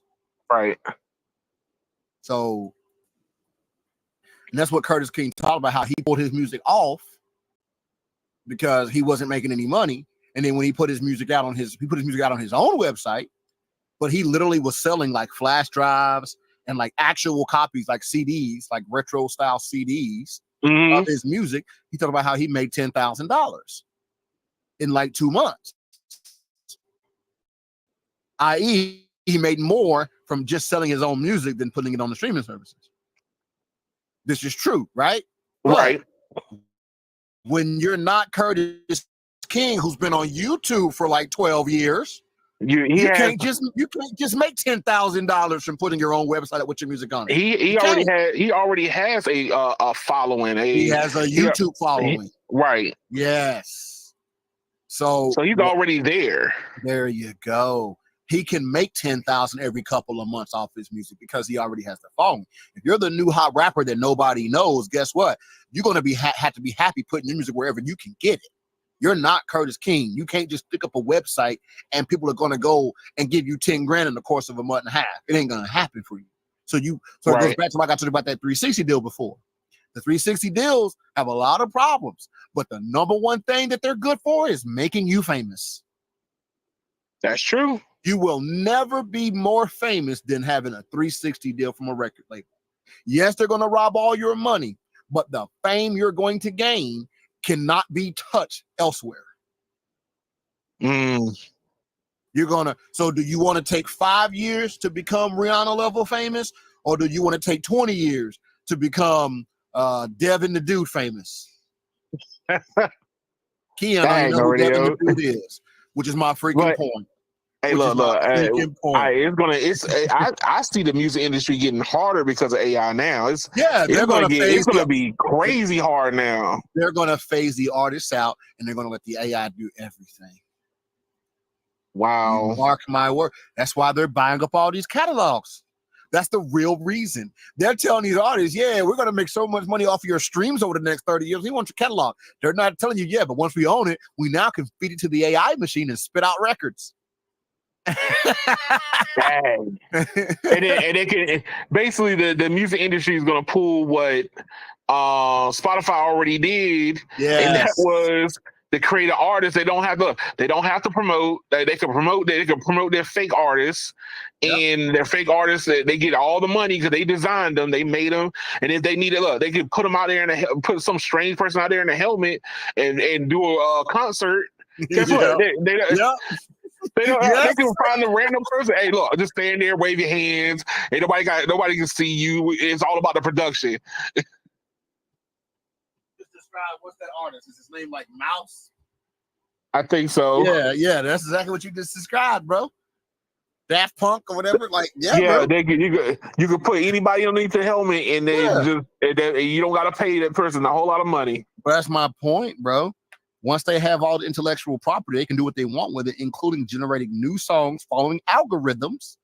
And then they can get the most streams. Before you know it, all of a sudden, you're going to see that new viral TikTok dance, and it's going to be from an artist you never heard of. And guess what? It ain't even going to be a real person. Right. Everybody's going to be doing a little dance to the song. Getting down. All those royalty checks is going back to the mothership. Yep. No middleman in between. There you go. So y'all get ready. Music is officially dead. Oh no, radio! Don't say it. Don't say it. Don't get twisted. Live music is. So this is what's going to happen. I have a feeling that this AI thing is going to do just like every other phase. It's going to be a phase, and then people are going to rebel. This is what I hope happens. People are going to rebel, and then live music is going to be king again.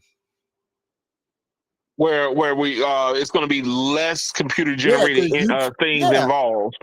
You're going to see like a renaissance of people purposely only wanting to go see people play live music because of the AI thing. Yeah. Because like I told you, once you take it out of the box and everybody realizes what's going on, they're like, this is some fake stuff. Like, imagine, like, you can't even, like, we already know some people are brain dead, of course. There's people who are brain dead, right? But the rest of us who are not mentally handicapped. No. You got to say it in more of a political standpoint. They're mentally handicapped, sir. For the people who are not brain dead, you like certain artists because you can relate to them, right? Some people just like catchy beats they can dance to. That's the brain dead audience I'm referring to, right? They like catchy beats. They could care less about the lyrics, right? Those people are always going to exist. Guess what? Those people are going to love the AI stuff, right? The rest of us are going to want to actually know and feel like we know an artist. Yeah, we're going to want to. We're gonna want to get to know the person mentally and and whatnot, and understand where their upbringing, how they move as a person, what inspired them to come up with their music. We're not gonna be looking at an artist with a motorcycle helmet. I'm talking about, man, he's the best ever, man. I can relate. That ain't gonna happen. That's my point. AI that goes back to what I was talking to Brandon about earlier tonight about Apple and AI. It's the same thing. He said that you got people on TikTok that's doing news, right? And I said that news is just hitting its renaissance now, right? It's being lumped. Everything's being lumped together, and it's up to you to figure out what's relevant and what's not. Well, the best way to figure out what's relevant is don't watch the news. Live your life, and your real life has its own news stories. Ta-da! Man, no radio. Good. That sounds way too deep than it should. You can feel how you want to about it. I'm just telling you what it is. Because I'm here to tell you that half the stuff you see on the news has no relevance to your life. None whatsoever. And if you think it does, you're delusional. But I'm just saying that I feel that every as a former taxi driver that became an Uber driver, the taxi cab industry had its reckoning, right? Yep. They could conform, they could have did it better, but they got ran over because they refused to change. Exactly. Same thing. Every industry has a reckoning, and if the ones that can adapt better to it are the ones that survive. Yep. And the same thing was going on with news. I mean, I was asked by was it Lavendi in the group? He was like, what is truth? Like, I hear your side, I hear their side, but what's true? And that's a difficult question to answer, because I believe that what I'm saying is true, but then the other person over the other side thinks what they're saying is true too. So I don't know. Yeah, I've been known that news is a waste of time. It is a propaganda machine for people who get off on feeling like they know something important. Like they know everything, man. They know everything. They feel like see, I saw on Fox News. It was this, that, and that's why that's why I always how we talk about not being too political. I always ask them, like, okay, you saying that Trump makes everything better? Explain to me. I'll give you 15 minutes. Explain to me how one Trump policy personally made my life better. No one can do it. But it's the same thing. It's the same question you can put to somebody who likes Joe Biden. I mean, in retrospect, it's kind of like it's the same thing. Yeah. It's like retrospect policies. There's policies that can directly affect you, and there's some policies that have nothing to do with you at all. That's just like this, right? You got a guy. Say there's a guy and he makes $35,000 a year, right? Yeah. And then you look at how much taxes he paid. Now we're gonna say he don't have no kids, right? We're gonna say he pays full tax rate. What's full tax rate? 28%. What? Combination of state and federal? Yeah. I think it's about 28%. So what This 28% of 35,000. So we do 35,000. We divide it by 100. Hold on, let me clear that out. I gotta clear this. 35,000. You divide it by 100, and then you multiply by the percentage that you want. 28. He paid $9,800 in taxes total, right? He goes to file his taxes, and like I said, he got no kids, no dependents, nothing to claim except himself, right? By the time he gets done, he ends up getting back. Let's say he gets back a $1,200 check, Right. So we minus 1,200. He gets 1,200 back from federal and state combined. He paid a whopping $8,600 in taxes. So here's my question to you: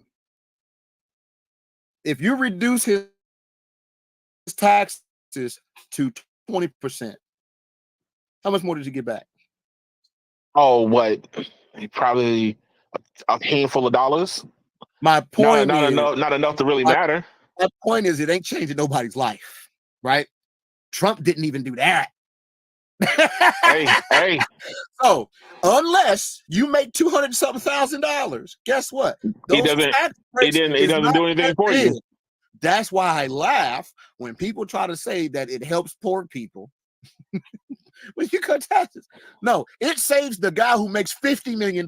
It saves him like $8 million. It saves this poor little fella $500. It's a joke. And that's why I laugh at this. Look, and guess what? And the government cares more about that $500 more than that dude that's getting $8 million. Because guess what? Those tax breaks were only temporary. So and yeah, exactly. But the corporations kept them. But the rest of us. That's what I'm talking about, right? These people talk about taxes so much that I die. And then when I look at how much they make, I'm like, they're either way below or way above. There ain't nobody in the middle really crying that much about taxes. And if they are, they're delusional. If you're a single man and you're making $100K, believe me, taxes ain't killing you. It ain't. I'm sorry, it ain't killing you. Right. You know, you could pay a house mortgage and a car payment all year long and still have like 40 grand to just blow on BS all year. But it goes back to like what is the things that actually truly affect you, right? You know, exactly. And like I said, I try not to get too political, but I'm just saying, like, you know, if policy gets that targets industry, like we know that they're going to come up with a policy that's going to target AI, which is why like all those artists and those movie studios, the people were on strike because they knew this was going to come. It was going to happen. Yeah, they knew that AI was they see themselves getting ready to get replaced. Yep. And what do you think? And you remember the movie studio was trying to make all them sign contracts that they have to give their likeness. Right. Yeah. Why do you think that was? Because they were like, yo, you're not going to own my whole livelihood. I'm not going to be able to do nothing. Here I am. I want to do some movie or something, and I got to ask you for permission now. Imagine you're that guy, right? Have you ever seen the movie? There's a movie called, I think it's called The Seat Filler or something, where there's a guy that does nothing, but he's a professional audience member. You know what I'm talking about? No, I never movie. Knew that. There's a movie about a guy that he's never had his big break, but he's like in every audience, like on every game show, because he's been doing it so long. And then one day, somebody finally points out that this same guy is on like every game show. Wow. But he gets paid every time he's sitting in that audience. Well, imagine the next time he shows up, hey, sign right here. Now they get the AI generate him in every audience instead of them paying him every time. Voila. Right. There's your problem. Now they can just computer generate people into the audience. They don't have to have physical people. But that's my point. Though there's real people that literally just to make ends meet, they go sit in audiences. So the show always looks full. Dang. And that's a real thing. First of all, I can see that being understandable because what was it? When I went to New York, they were trying to like, don't you want to sit on the Daily Show? Don't you want to like? They had people out in the crowd like, don't you want Daily Show tickets? Daily Show tickets, because they were just trying to find anybody to put them in there. and like award shows do it too. When you see an award show, it's called The Clapper. That's the name of the movie. It came out in 2017. You should check it out. But there's award shows. If you watch the BET Awards or the Grammys or something, whenever those artists, say that artist and his entourage or whoever has to get ready to go up on stage for a performance, and they were sitting on the second row. When they leave the audience and the camera has to go to the audience, they can't have a whole half a row empty. So you know what they do? They have people who literally just sit in those seats to make the audience look full. Oh wow! And then whenever Jay-Z gets done performing on the stage, those people get up and he sits back in his seat. That's a real thing. But guess what happens when they can just AI generate somebody sitting there? Yep. All those guys ain't got a job now. Like I'm telling you, this is deep. But yeah, it's called The Clapper, guys. If you haven't seen it, check it out. The Clapper. It's got Ed Helms, the guy from the Hangover series. That's the guy in the movie. Well, no, I mean, hey, look, we already know that this is coming down the pipeline. So the story I did earlier, hey, that's going to probably be part of privacy. It's like, yo, you can't use anything of me, about me, anything around me that pertains to me without my permission. And if you don't get a permission, I'm gonna sue the brakes off of you. Yeah. Hey. Yo, hey, I got 2 more stories left because I put them in my tags. I wanted to get your opinion about this real quick. So we already know that fixed wireless is a thing, right? But they're saying that fixed wireless is getting ready to hit phase 2. They're not seeing any slowdown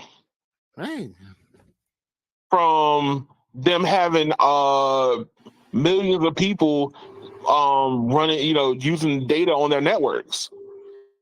So I'm here to tell you, they about to be losing customers. Whoa, sir! Wait! What do you mean? It's already been happening in my personal life. I've had a certain person call me, and he says, "Hey man, how is that Spectrum Mobile?" He wants to know. Why does he want to know? Because he has 4 lines of service on T-Mobile and the home internet, and his current bill is $250 a month. Right. Spectrum is offering 4 phone lines and the home internet for $150 a month. $100 cheaper, and they're going to give him the 500 meg service. So,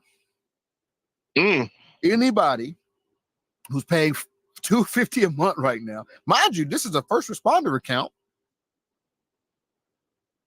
so he already has discounted rates, but he's still paying $250. And of that $250, I believe about 20 of it is a phone payment.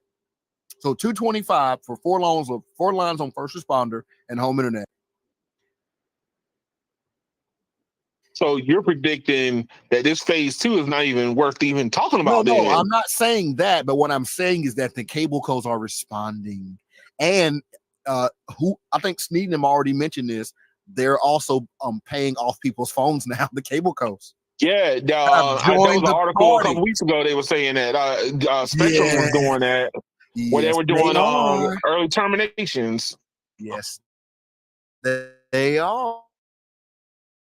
They're doing it as bill credit. So basically what happens is, say you owe $600 on your phone and you want to switch, they're going to give you that much in bill credits. Now I just told you the bill is going to be like $150 without taxes. I think with taxes like $165 for 500. 500 it's 500 by 20, right? And 4 phone lines for $160. Just saying. It's Verizon's network, 4 lines and home internet. That's true. That's rough. That is going to be rough. So how many months is he not even going to have a bill? He ain't going to have a bill for like 4 months. Which is very big. Then when he does have a bill, it's going to be $100 cheaper. Now, mind you, it's only going to be for like 2 years, but who cares? Like, for the people who are trying to save money right now today, the fixed wireless is, if the cable cos, if this works for them, and they continue to push this, because we know TV's dead, but on the cellular side and the internet side, if they continue to push this heavily enough, and the people who are being offered it don't live in a bad area where the service sucks with the cable co, because obviously there's going to be problematic areas, bad neighborhoods, bad wiring, whatever that happens, right? But there is somebody who only switched to T-Mobile was crazy. They're now going, dang, cable's cheaper. So basically, T-Mobile is raising prices. The cable companies are lowering them. Right. At some point, something has to give. You know what? I mean, understand. I've always looked at it as a temporary type ordeal. I think it's good for the consumer. The consumer will win. It's always good for the consumer. I mean, $100 at $100 less. I mean, you can't beat that. But I mean, here's the thing: with T-Mobile and Verizon jumping into the whole home internet service, is making cable companies have to compete for the customer. That's my point. So what happens when all the fixed wireless and the cellular services are raising rates? Meanwhile, the fiber and the cable companies are lowering them.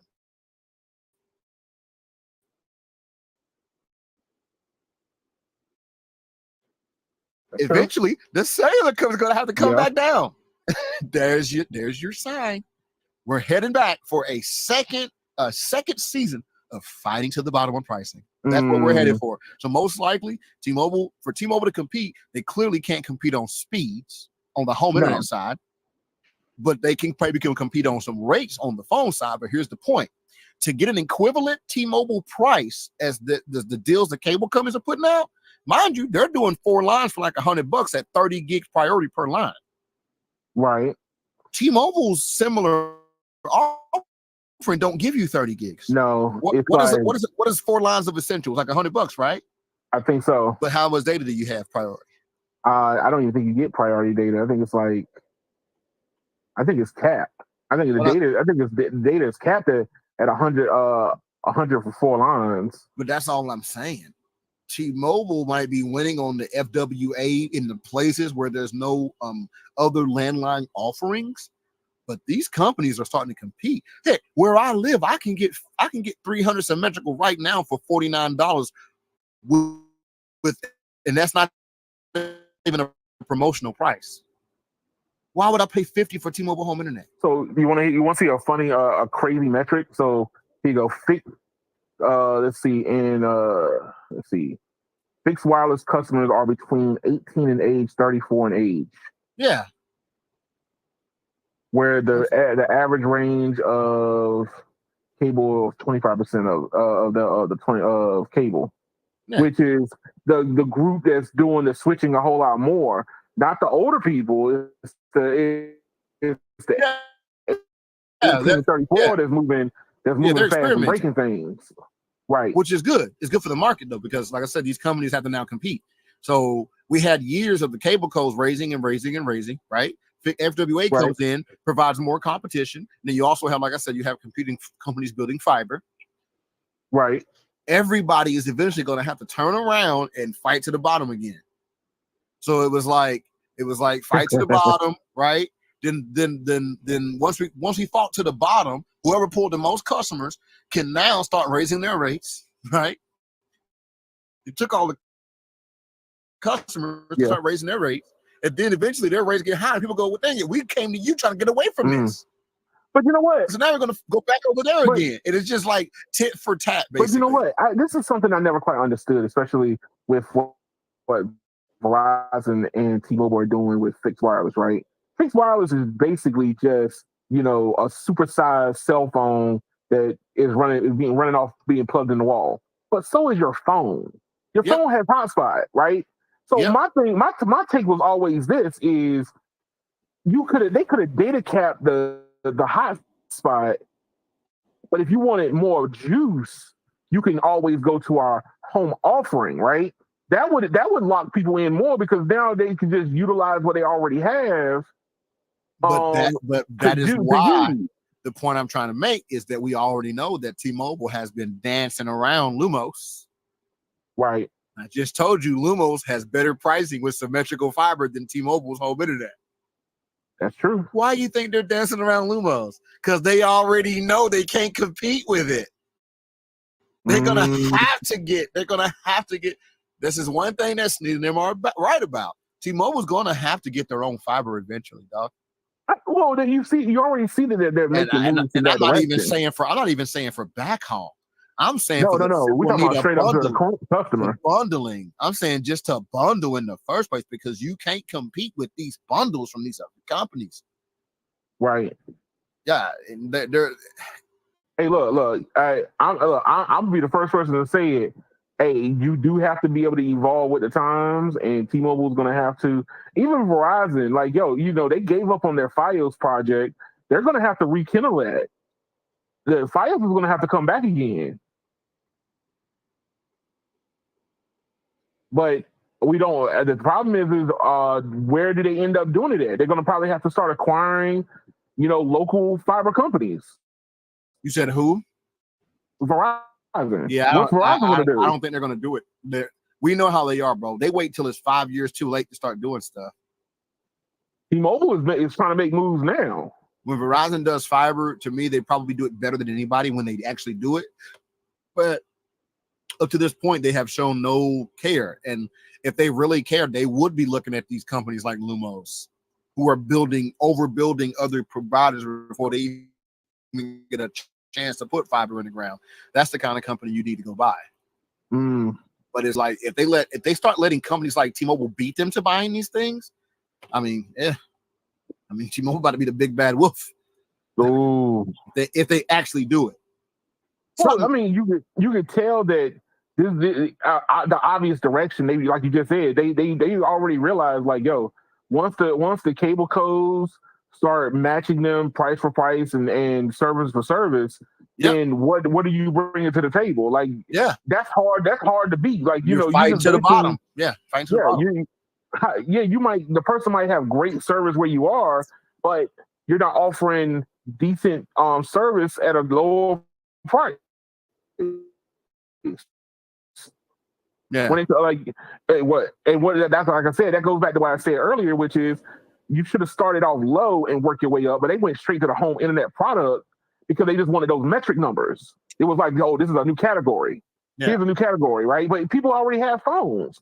The thing that people were doing already, they were taking their hotspot and sticking it in the window, and then had their child's laptop running off of that, right? But you know what the problem comes in with that? Problem comes in with that is that when you leave the house, but you have smart devices that still need internet. That's true. That's the reason why you still need a dedicated home connection. That's the reason why. But that's what I'm saying is you had two different tiers of pricing. That way you kind of, if when the person goes, well, you know what, I do need to have a higher data connection, or I need a more reliable whatever, because when my phone can't stay home all the time, then they would justify themselves going up to the home internet product. Yeah. But if you basically say, hey, that thing you got in your pocket already, you can use the home internet. Boom. Now you could easily just have all these people just decide to upgrade their plans, do add-ons to their plans, all these different things. But it'd be $20 or $30. Then when you want the home internet, when you do 50 or 60. So my question to you is this. That was just something like I felt like they missed the whole opportunity of doing it. Do you think that 4 lines on T-Mobile and home internet is worth $250 a month? Especially, and I'll give you even more context. Your max speed you ever see is like 90 by 5, and your average speed is like 50 by 2. Is it worth $250 a month? No, as long as there's other options. If there's other options, it's better. That's not worth it. So if the other option is $100 cheaper, puts you on Verizon's network, and gives you 500 by 20, guaranteed. Oh, then I would take the bigger option. And that is what anybody would do, unless they just really hate the company, right? That's why we always have to have, and I call it the AT&T factor. There are people that just hate AT&T. It don't matter if AT&T gave them 10 gig symmetrical with 18 cell lines. They won't take it, right? There are people that feel the same way about Comcast or Spectrum. I get it, right? They're not the majority. No. Whatsoever. But here's the thing. But the Verizons and the T-Mobiles are using those people as they're monetizing those. They might not be the majority, but it gives them a foothold to stay relevant. Yeah, well, that's why I say, FWA is FWA's lifetime is going to be based on how fast fiber gets built. The more fiber gets built, the less FWA becomes plausible. Relevant. And then on top of that, if the DOCSIS 4 rollout actually has any success, we're talking about basically, imagine every single cable operator is able to do 10 gig down by 4 gig up, by 6 gig up by 2031. Yeah. Is FWA still plausible? Not really. That's what I'm saying. Not really. Hey, look, I've always looked at FWA was more along the lines of people who either could not get cable or had very bad options. Like you said, exactly. The neighborhood next to you had it, but then you got skipped people over. Are getting fiber now. They're all getting fiber. But now they're getting fiber. Because the government is incentivized, is paying for it. They're getting it too. So that's what I'm saying. When you got the government putting fiber in all the rejected spaces that T-Mobile and Verizon would have had said customers, the game's over. Hey, look, they're already experiencing a slowdown here. So T-Mobile added $4,000,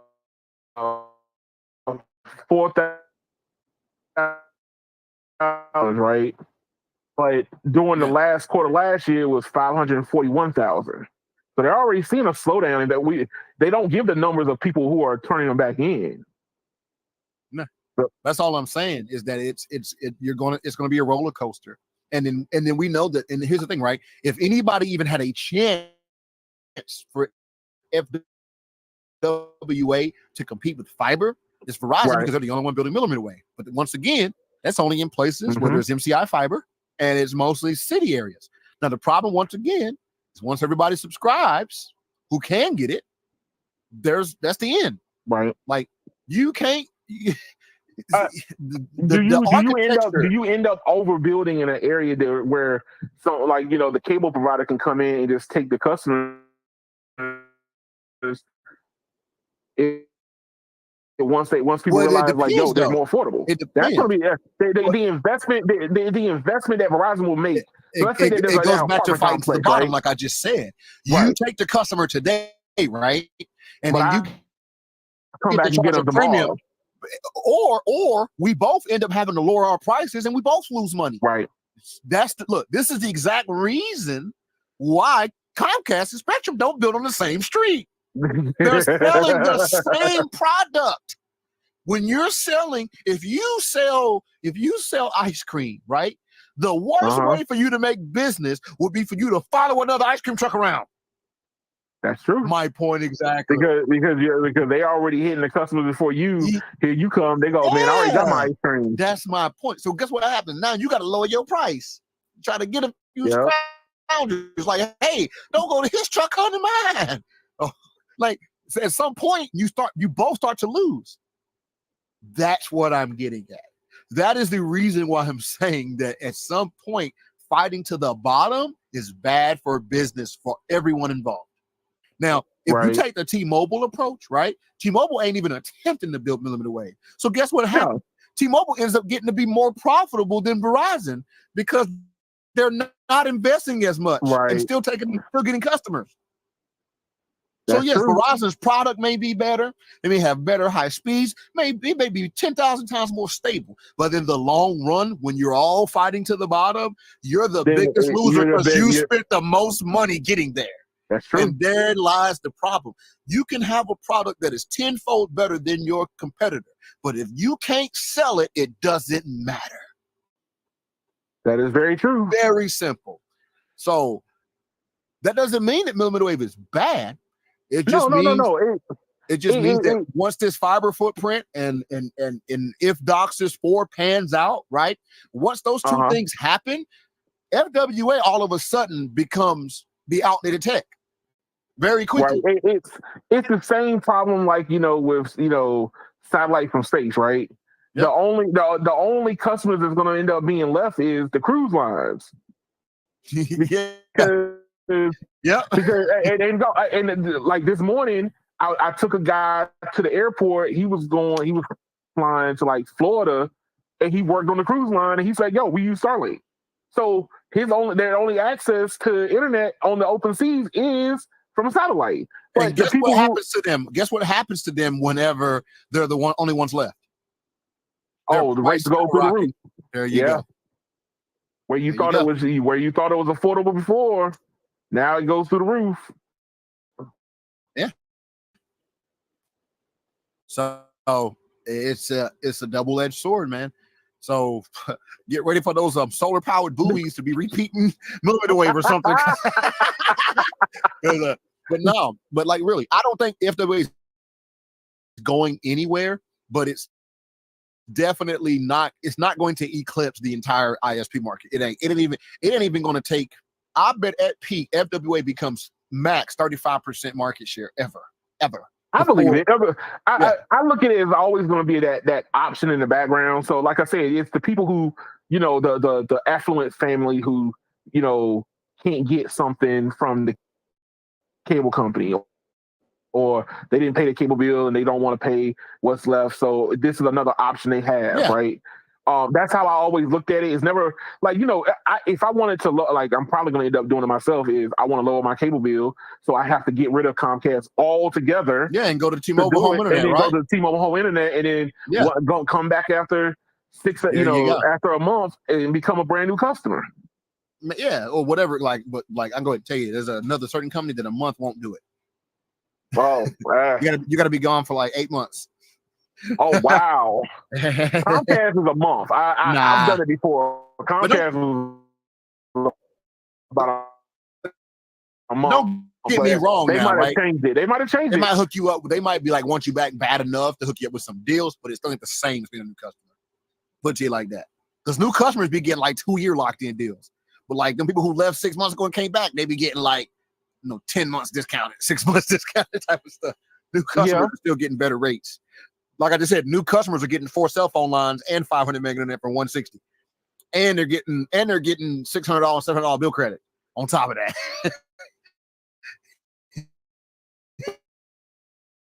that. Yeah, just saying. That's but who knows? It might fail. Nobody might jump on that. But I'm gonna tell you right now, there's a guy out there who is paid $250 a month for T-Mobile Home Internet and 4 phone lines. He is like that 160 is very attractive. I agree. It's very attractive, and it don't matter if that 160. It don't matter who it comes from at some point, unless he has a personal vendetta against the company, right? It don't care. Right. They don't care who's offering that. Oh, AT&T offered that. Hey, look, I wish that I wish SpeedTech had stayed in. Because he just got a new gateway, and of course we all know he stays in the Atlanta metro area. Yeah, and he lives next to. He was showing me the speeds. He lives next. He was showing me the speeds, and dog. I mean, he was getting 11, 12 millisecond ping from the off of the gateway, so it's usable. But if you're not a content creator, it will do you suffice. But if they're not going, if T-Mobile and Verizon are not going to compete on price and go, well, you know what, it's 50, so we're going to drop it down to 30, or we're going to drop it down to 20, or 10. It's the DirecTV Dish Network conundrum. I worked for both of those. I worked for both of those companies, and I'm here to tell you that people legitimately switch services every 2 years. Yeah. They go over here because they get a deal. They stay for 2 years. The deal runs out. They call in. Hey, man, y'all give me a better price or I'm leaving. The company goes, we give you $10 off. Oh, no, I'm going DirecTV. Dang. And then you stay over there for 2 years. That is the boat that fixed wireless is going to end up in. It's going and really all of us, all the telecoms, right? At some point, it's going to be people leaving you every 2 years for internet. Well, hey, you know what? Speaking of that boat, so staying on that subject line, here you go. So we all know that with the introduction of eSIMs, that boat that you're talking about is going to happen a lot more often now. So hold on, let me pull this up. Oh, and you get ready for when they charge you every time you want to switch eSIM too, by the way. It's coming. Oh, Lord. Yep. You thought they were going to just let SIM cards die without adding fees to eSIMs? You better believe it's coming. Oh, yeah. Hey, look, they're missing out on the dollars, man. Yep. They want to make money off the eSIMs next. You watch. Hey, look. You want to move your eSIM to another phone? That'll be $10. Oh. It's free now, but you just wait. Oh, God. Hey, look, man. I upgraded my fold to another fold. I had it for a while, and I wanted to get another one. And it was a very seamless process. You plug in your phone and you say, "Hey, transfer the." It goes, "Do you want to transfer the eSIM to the next device?" Yes. I'm like, "Bam!" It just transfers over and it deletes it off the old one. And I'm like, that's easy. So you're telling me they're going to start going? Oh, it's a charge to transfer it over now. Yeah. You're going to get a prompt from Verizon talking about $10 to transfer it. I'm going back to physical SIMs, people. I've had the same SIM for Verizon for 3 years. I have officially been eSIM only for about 2.5 years. Because as soon as I went to the fold, I went eSIM. My T-Mobile lines, I'm eSIM on those, but my Verizon and AT&T line are not, because I keep putting them in different phones. Yeah, and I didn't want to take the chance of my phone locking my phone number into one of these phones because of eSIM. So I could just pop the SIM out, put it in something else to test. But you remember, Verizon will let you you can swap your eSIM on Verizon's website anytime, even on Android. See, I'm gonna learn how to do that. Probably you literally just go to their later. website and you put in the IMEI and bam, you switch the SIM over. That's it. You can do it yourself. You ain't got to call nobody or do nothing on the phone. It's all on Verizon's website. So for me, Verizon is the only company doing eSIM the right way. I have to give them that much credit. You gotta scan that damn card that you can only get from a store. See the problem? Oh Lord. Verizon lets you go on the website. Does AT&T live in like ancient times? No, they want people to come in the store so they can try to get more money out of you. We need you to take around this tablet made of stone. And I'm not certain, but I believe you can reuse the same card. But say you lose that card, well, guess what? You got to buy another one. Yep. And look, those things are little. You know that people have lost those things. It's like thinking they slick. But on Verizon, it is literally as simple as going to the website, log into your account, and typing the IMEI. You pick the line you want to move and type in the IMEI and bam, switch to the other phone. That's simple. Yep. And it's been that way for over a year now, by the way. Damn. They're the only ones. And T-Mobile don't even make it that easy, from what I understand. I mean, the only reason why it was that easy is because Samsung made it that easy. I don't think. Samsung did not make it easy, sir. No, wait. But I'm just saying, like, I did their whole transfer tool. You go in and you say, hey, look, it's called smart transfer, right? And the transfer realized that my SIM card, my eSIM was on my older phone. It transfers the eSIM over to the newer phone. Yeah, but what if it's a Samsung and you got to go to a LG? You got to go to That's my point. On Verizon, it don't matter. You can go from iPhone to Samsung. Doesn't matter. You know what I'm saying? That's why I said it's the only one doing it right. Because even though there is no direct way to put an iPhone next to a Samsung and switch your eSIM, Verizon gives you the option directly on their website. That is why I say that it is the only one doing it right. I agree. Yeah.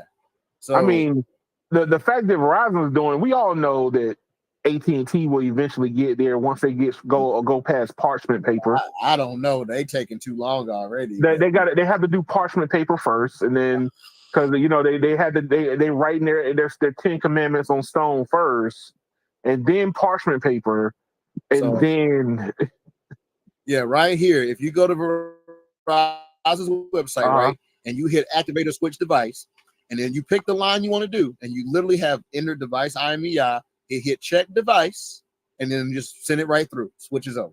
I can move from this iPhone right over to my Fold 4 just like that. Wow. In minutes. So Verizon is the only one doing it. The eSIM right. And I'm sad because I thought that I thought that T-Mobile would be the first one to do it. There you go. But I guess they got too many security problems. Yeah. So they're still working on their security. Verizon was already had locked down like SIM transfers for a long time. Yep. Man. But here's the thing. Now, in this article, they're talking about eSIMs being the new shakeup. So the mobile, like with the mobile, how everybody kind of sticks in their own corner. Like, you know how everybody's like, will stay Android or they'll stay iPhone. Mm-hmm. Now, what's going to happen when you can just switch companies at will?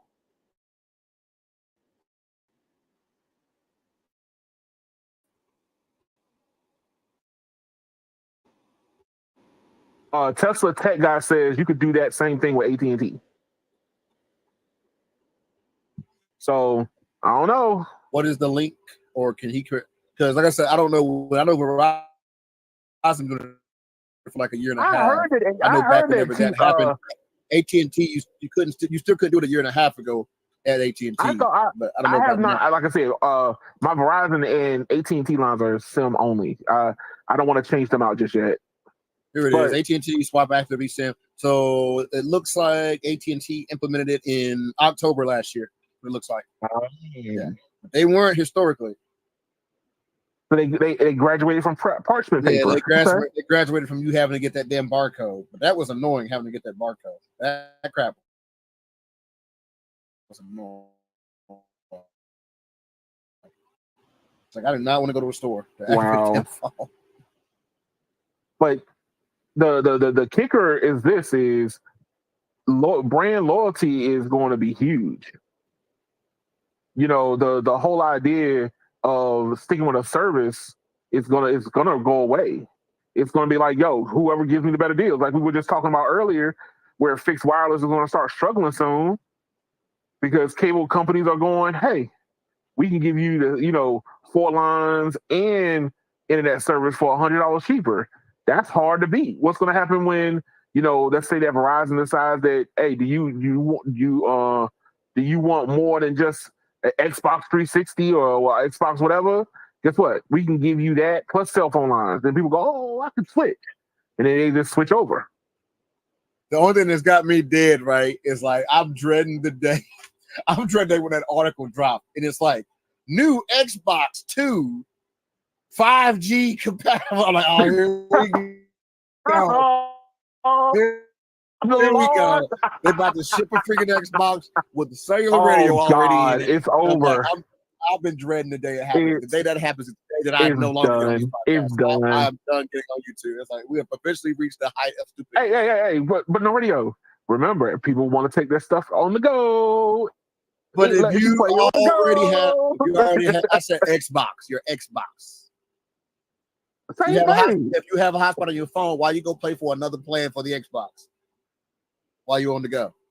People are weird like that, man. All I'm saying is I have successfully had 5 and 6 hour long online gaming sessions on both on both Verizon and T-Mobile and had 0 hiccups.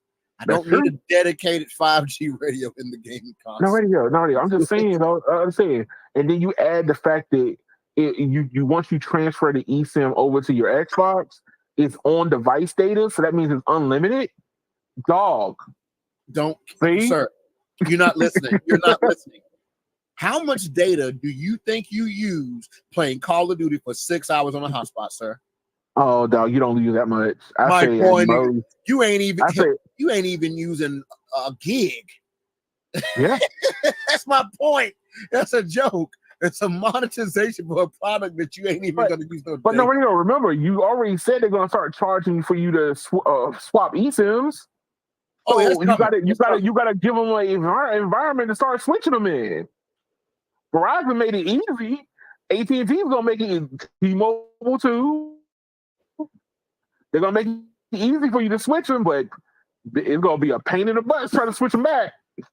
That's that. Hey, you make it easy to switch, but you make it hard. Here you go. On the pocket. Are you ready for the numbers, sir? What's the numbers? Call of Duty uses a whopping 160 megabits per hour online gaming. Mm. Not even, look, that's a tenth of a gig? Why in the world would I want a dedicated hey, no radio. I'm telling you, dog. AT&T didn't turn. AT&T didn't go in and gut everybody's priority access and turn it into turbo. Okay. Don't get me started on that crap. And their justification is gaming. Hey, don't you want that better connection from gaming? 160 megabits an hour, dog. But no, we know it's not data. Better connection, my crap. No, sir. Give you that better ping. You would use just as much ping in a chat room, because all you're sending over the data connection is instructions when you touch the controller. That's it. That's it. You ain't sending video and 4K and all kind of stuff. You ain't sending nothing that's loading the ping down. Oh man, Netflix is more taxing. Well, at least for the first few minutes anyway. Once it buffers all the data that half the damn movie down, it doesn't matter. Okay, that's true. We all know that's what it does. It goes ahead and buffers. It buffers down a whole gig and a half of the video file. That's very true. and then it chills. It goes, and we're waiting. And I'm here to tell you that 1 gigabyte of data on a 300 meg connection. How long do you think it takes to download? It doesn't take that long. How long do you think it takes? 1 gig on a 300 meg. I'm doing it as we speak. I say about 5 to 7 minutes. Wrong. I'm doing it on a 300 meg connection, and it's clocking out from 22 seconds, 10 seconds, 9 seconds, 8 seconds, 7, 6, 5, 4, 3, 2, done. 1 gig, that quick. So everybody talk about they need 10 gigs at their crib. You're a liar or you're an idiot. You're one or the other. You're one or the other. You can't be both. You don't believe me? I'm gonna show it. I'll show it right here live and in the flesh. 300 meg connection. Don't take no 3 minutes to download no daggone gig of data. Let's watch it happen again. 1 gig. Watch. Look at that. 32, 25, 22, 23, 20, 19. Look how fast it's rolling on 300 meg. 15, 14, 12. Look at that, Keon. I see it. You just said 3 minutes, sir. What planet are you living on? Well, and we are done. 1 gig. And if we actually count, that wasn't even 12. That wasn't even 14 seconds, sir. If I had a gigabit connection right here, it would have been done in 1 second. That's true. Now let me ask you this: 14 seconds, 1 second. Is it life changing? No. That's my whole point. Now, if we really want to tax it, then we do 10 gigs. 10 gigs is saying 4 minutes on 300 megs. That's true. Man, hey, look, I'm just saying on radio, how do you upcharge people to the next tier? That's the key. You lied. That's how you do it. You lied. Don't say you're lying to them. That's what the cable codes and the fiber codes have been doing for years. They have been lying to you to make more money off you. And because people are gullible and they want to believe that there's something better, the grass is always greener, they run for it as fast as they can. It has not been 60 seconds yet. We have dropped a minute on our timer here, sir. This is actually going to probably take 2 minutes, but it's going to tell you 5 because it's trying to be conservative. Hey, Tesla tech guy, it does depend on the server that you're connected to. It's all like if your server that you're connected to is running slow. I know that, but I said 300. So when I say 300, I'm assuming that the server can give me 300. Right. You know what I'm saying? Obviously, the server can do 20 meg. Guess what? It don't matter if you got 20 gig, because you're only going to get 20 meg. So that doesn't matter. We're not talking about the server. We're saying that you can actually get the speed you're signed up for. How long does it take? It don't take 3 minutes to download a gig on 300 meg. Period. Same. You know what I'm saying? I see what you're Obviously, saying. the server matters. I didn't say the server's limited to 100, but you got 300. I didn't say that, did I? I said Well, hey, 300. look, I'm That's not. why Look, it matters. hey, Tesla guy. My thing is if I had 300 up, 300 down, like just symmetrical, I would be happy, Yep. right? But the problem is like I have like Comcast and it's like 900 by 25. So when I go ready to go upload, that's my problem. Yeah. So here's the thing, right? Imagine you did have symmetrical, right? And you need to upload a 1 gig video, right? Now I just showed you can download it. You can download it in like 14 seconds, right? With 300. So that means upload it. You can upload the 1 gig in 14 seconds, right? Right. But then guess what happens on YouTube? They spend 2 hours rendering the video afterwards. Am I wrong? Am I wrong, Keon? Not wrong. You're not wrong. All righty then. Oh, So, you're not wrong. It takes forever. My question to you is when you upload your 4K video and then YouTube spends 2 hours rendering a 360p version, a 480 version, a 720 version, a 1K, 1080 version, a 4K version. Did you saving 2 minutes on the upload really change anything? No. Did you saving 10 minutes on the upload really change anything? No. That's the reason why I say a lot of this stuff is just blown out of proportion. If you have a desktop PC and you hit upload, yes, when you have a gig up, it's going to upload that file in 1 second, and you're still going to spend 2 hours waiting for it to get rendered sometimes. Sometimes especially if you actually upload a 4K one, because now it has to render all the other versions, right? The only thing it doesn't render is stuff above your resolution, right? So with that being said, if you spent 1 second uploading, but 45 minutes waiting for it to render, did you really save time? No. You could have had half the internet speed or 30 internet speed, and guess what? You might in the long term save 3 minutes because the render takes longer than the upload speed at every speed tier I just said. If you just go make a sandwich and you come back, your file's probably done. But if you want to stare at it for freaking 10 minutes, of course you deserve to sit there and be hurt feelings. How long it takes to upload. I'm like, bro, go kiss your wife, play with your kids, check the mail. There's things you can be doing other than staring at your upload speeds for 10 minutes. I agree with That's you. all I'm saying. That's the reason why I say yes. Look, my take has always been this: like, yo, I just want to get it uploaded. After that, I already know. I already know that the rendering takes time. All these other things do take time. You know, like I am, that the rendering takes longer than everything else in the mix. Yeah. So you got So basically, if we know it takes 14 seconds on a 300 meg to get up a 1 gig, right? So if you got 25, how long does it take? Probably 3 minutes. It ain't taking 25 minutes.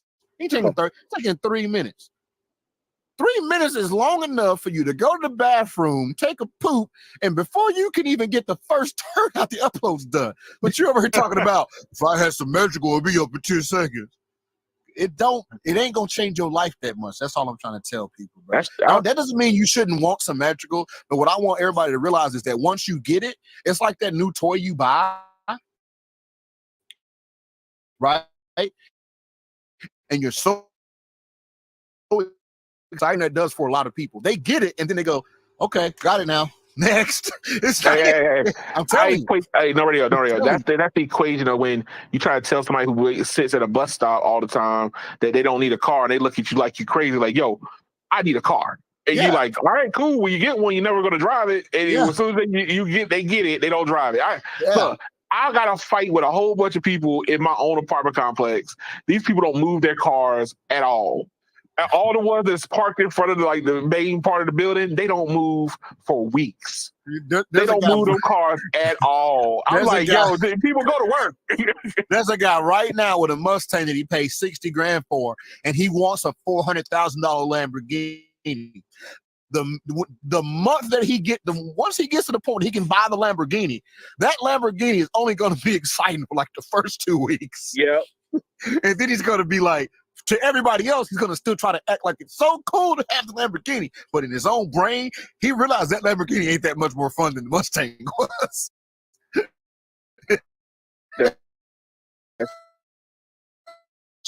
And it's because a lot of stuff that we desire, you think it's so great until you actually have it and you realize it ain't all that. Why you think rich people be the ones sad as hell?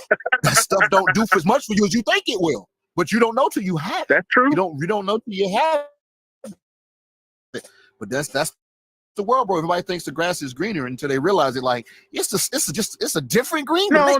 Green. It's just a different green. Like I said, Yeah. for me, it would be of a convenience. Can I do I upload a video and then walk away? But of course, I do that all the time. Like even with my I do my videos on the go, and like my T-Mobile line is on my iPhone.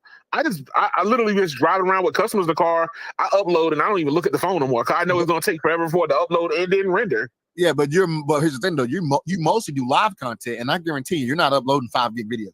No, I'm not. I don't. But even if you were, even if you were though, if I were to let's say if I artificially limit my data connection, which I can do, we can play that game too. I can go in and I can actually limit my data connection, and we can see the difference between 25 and 300.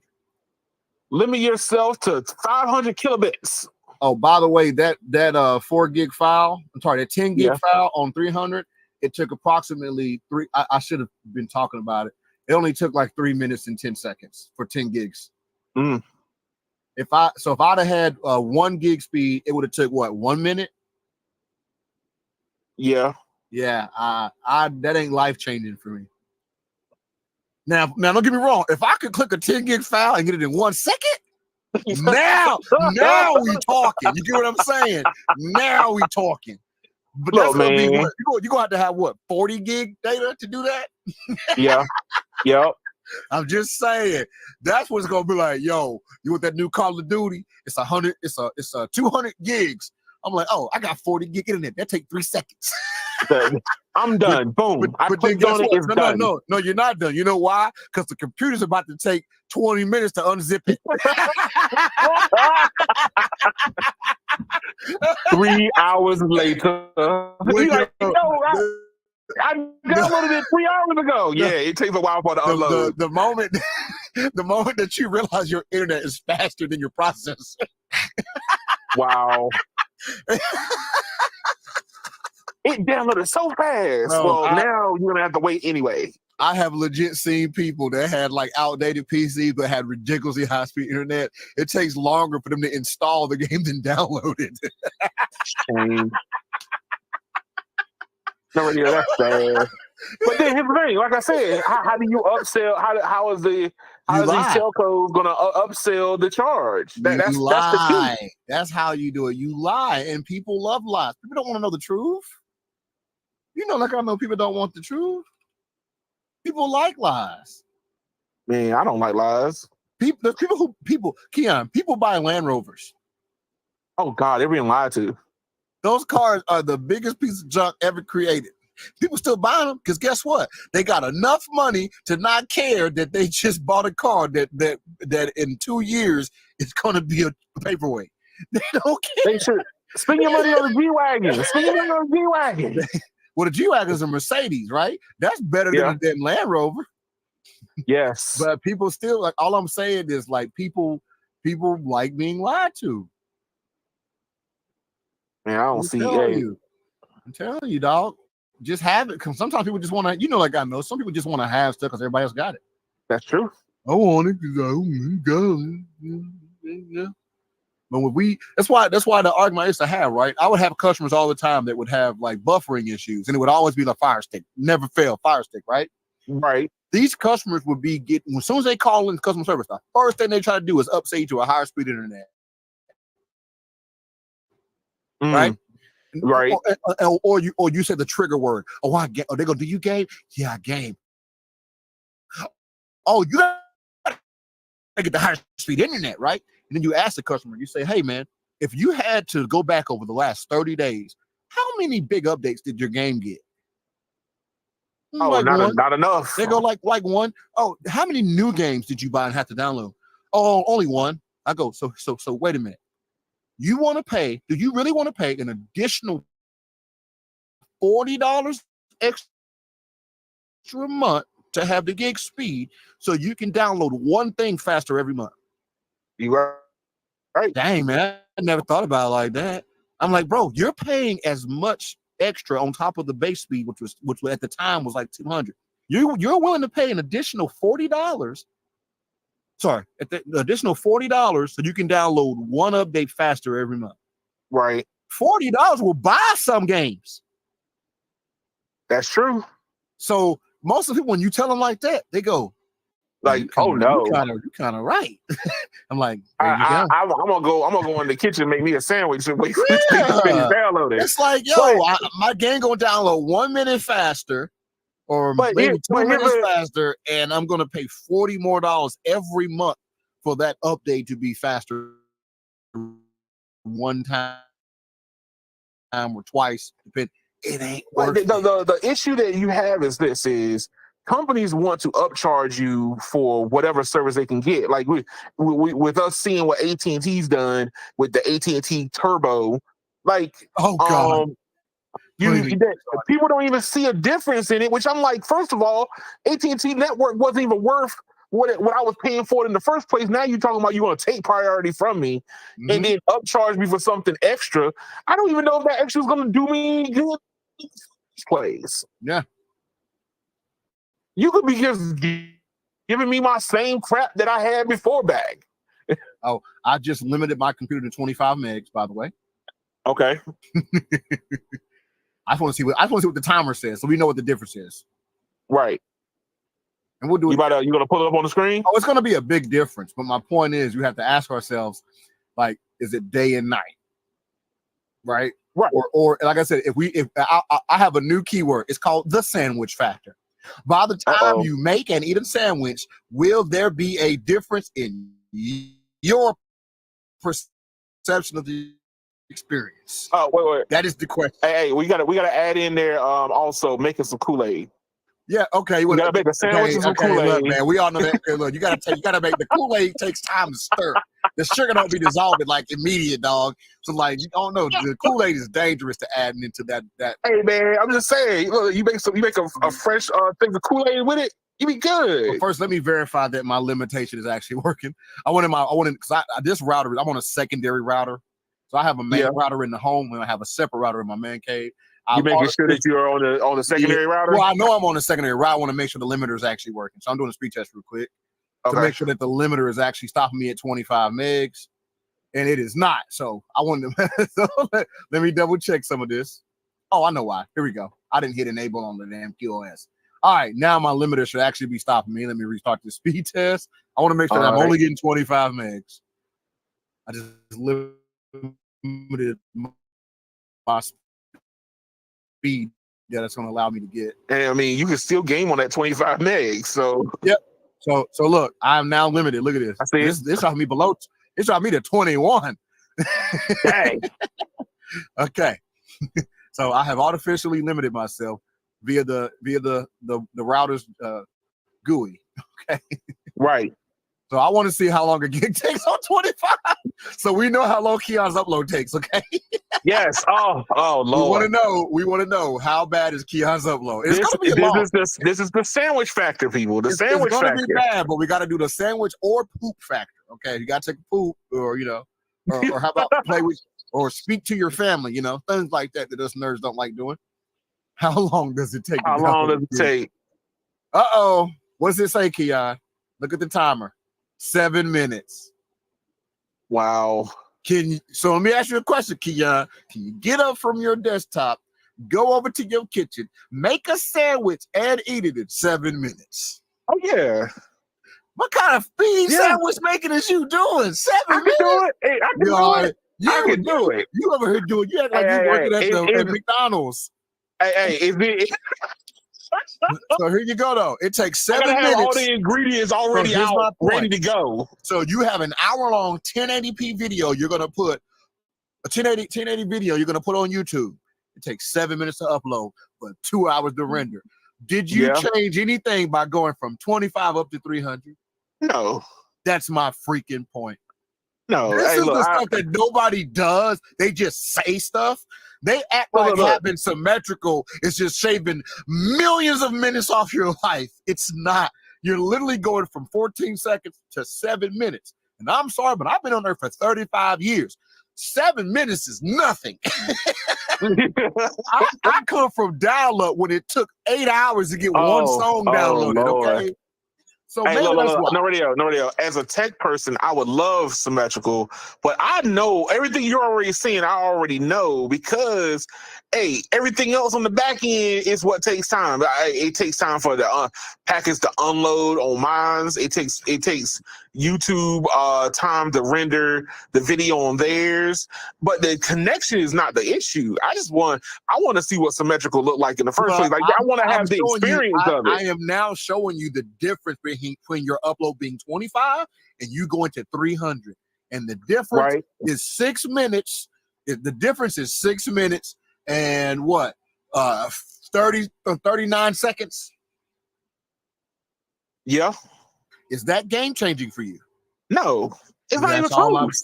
That's all I'm saying, bro. It's not close. Now, if we move this scale, right? Say we move this scale to a gig upload, right? Right. Your time goes from 3 seconds probably or 2 seconds to 7 minutes. Is that game changing for you, considering you might be waiting an hour for the render to finish? No, it's not game changing because I'm still waiting an hour for it to render. And I'm gonna tell you, that's my point, right? And I had when I watch Country Wayne, right?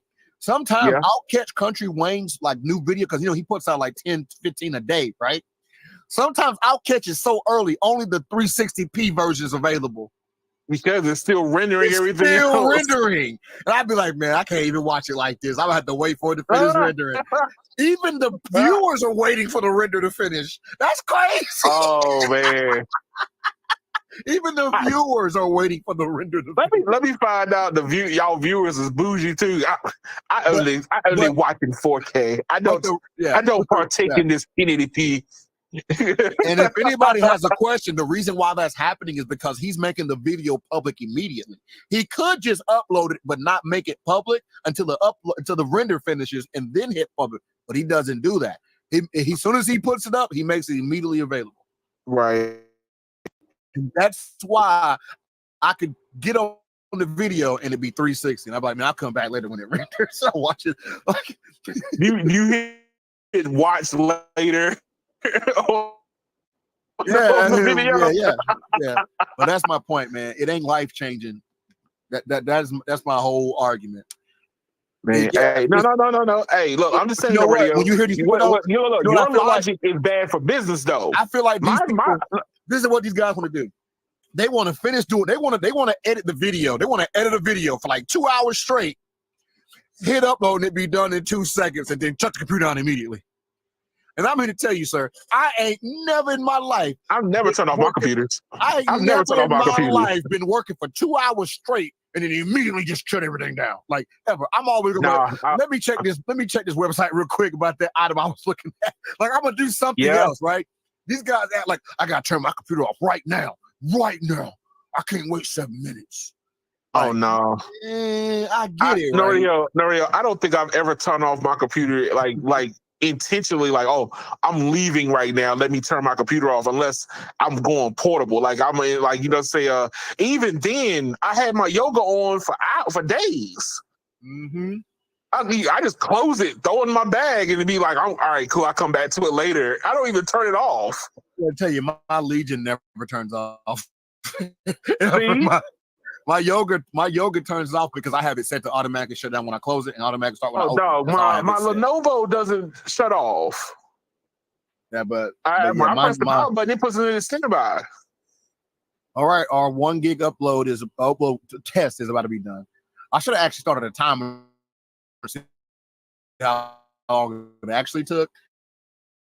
But I would say that was about 7 to 9 minutes. Yeah. So to me, that's not life changing. No. It's cool, but it ain't going to make my life so much better. No, I'm sorry, it's just not, and that's the reason. That's about how long it would take for me to, prepare and get ready for an egg and cheese sandwich.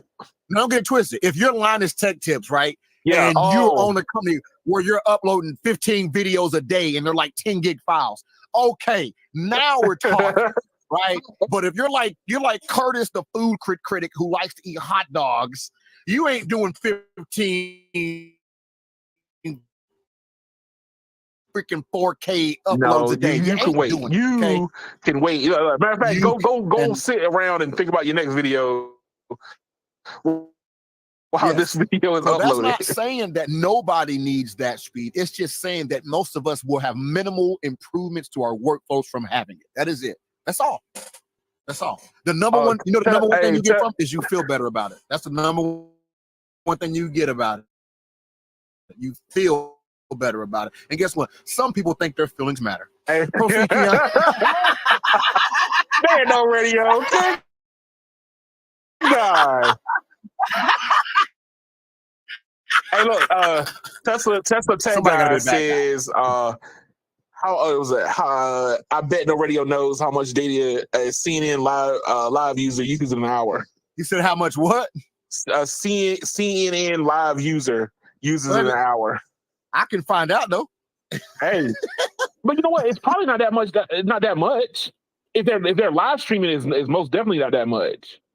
Because live streaming is different than uploading.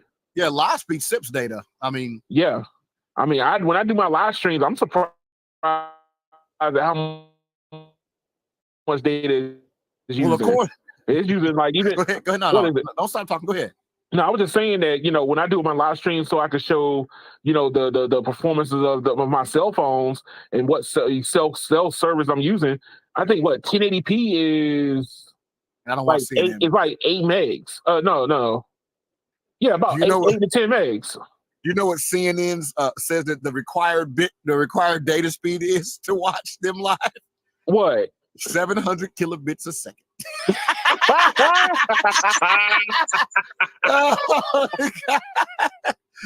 Yo, you could be a live reporter too. All you gotta do is just point your phone and hope you got 700 kilobits. And this other thing says 5 megabits. So, in theory, if your internet connection does not have issues and you have 100 meg internet at your house, in theory, how many CNN lives can you watch?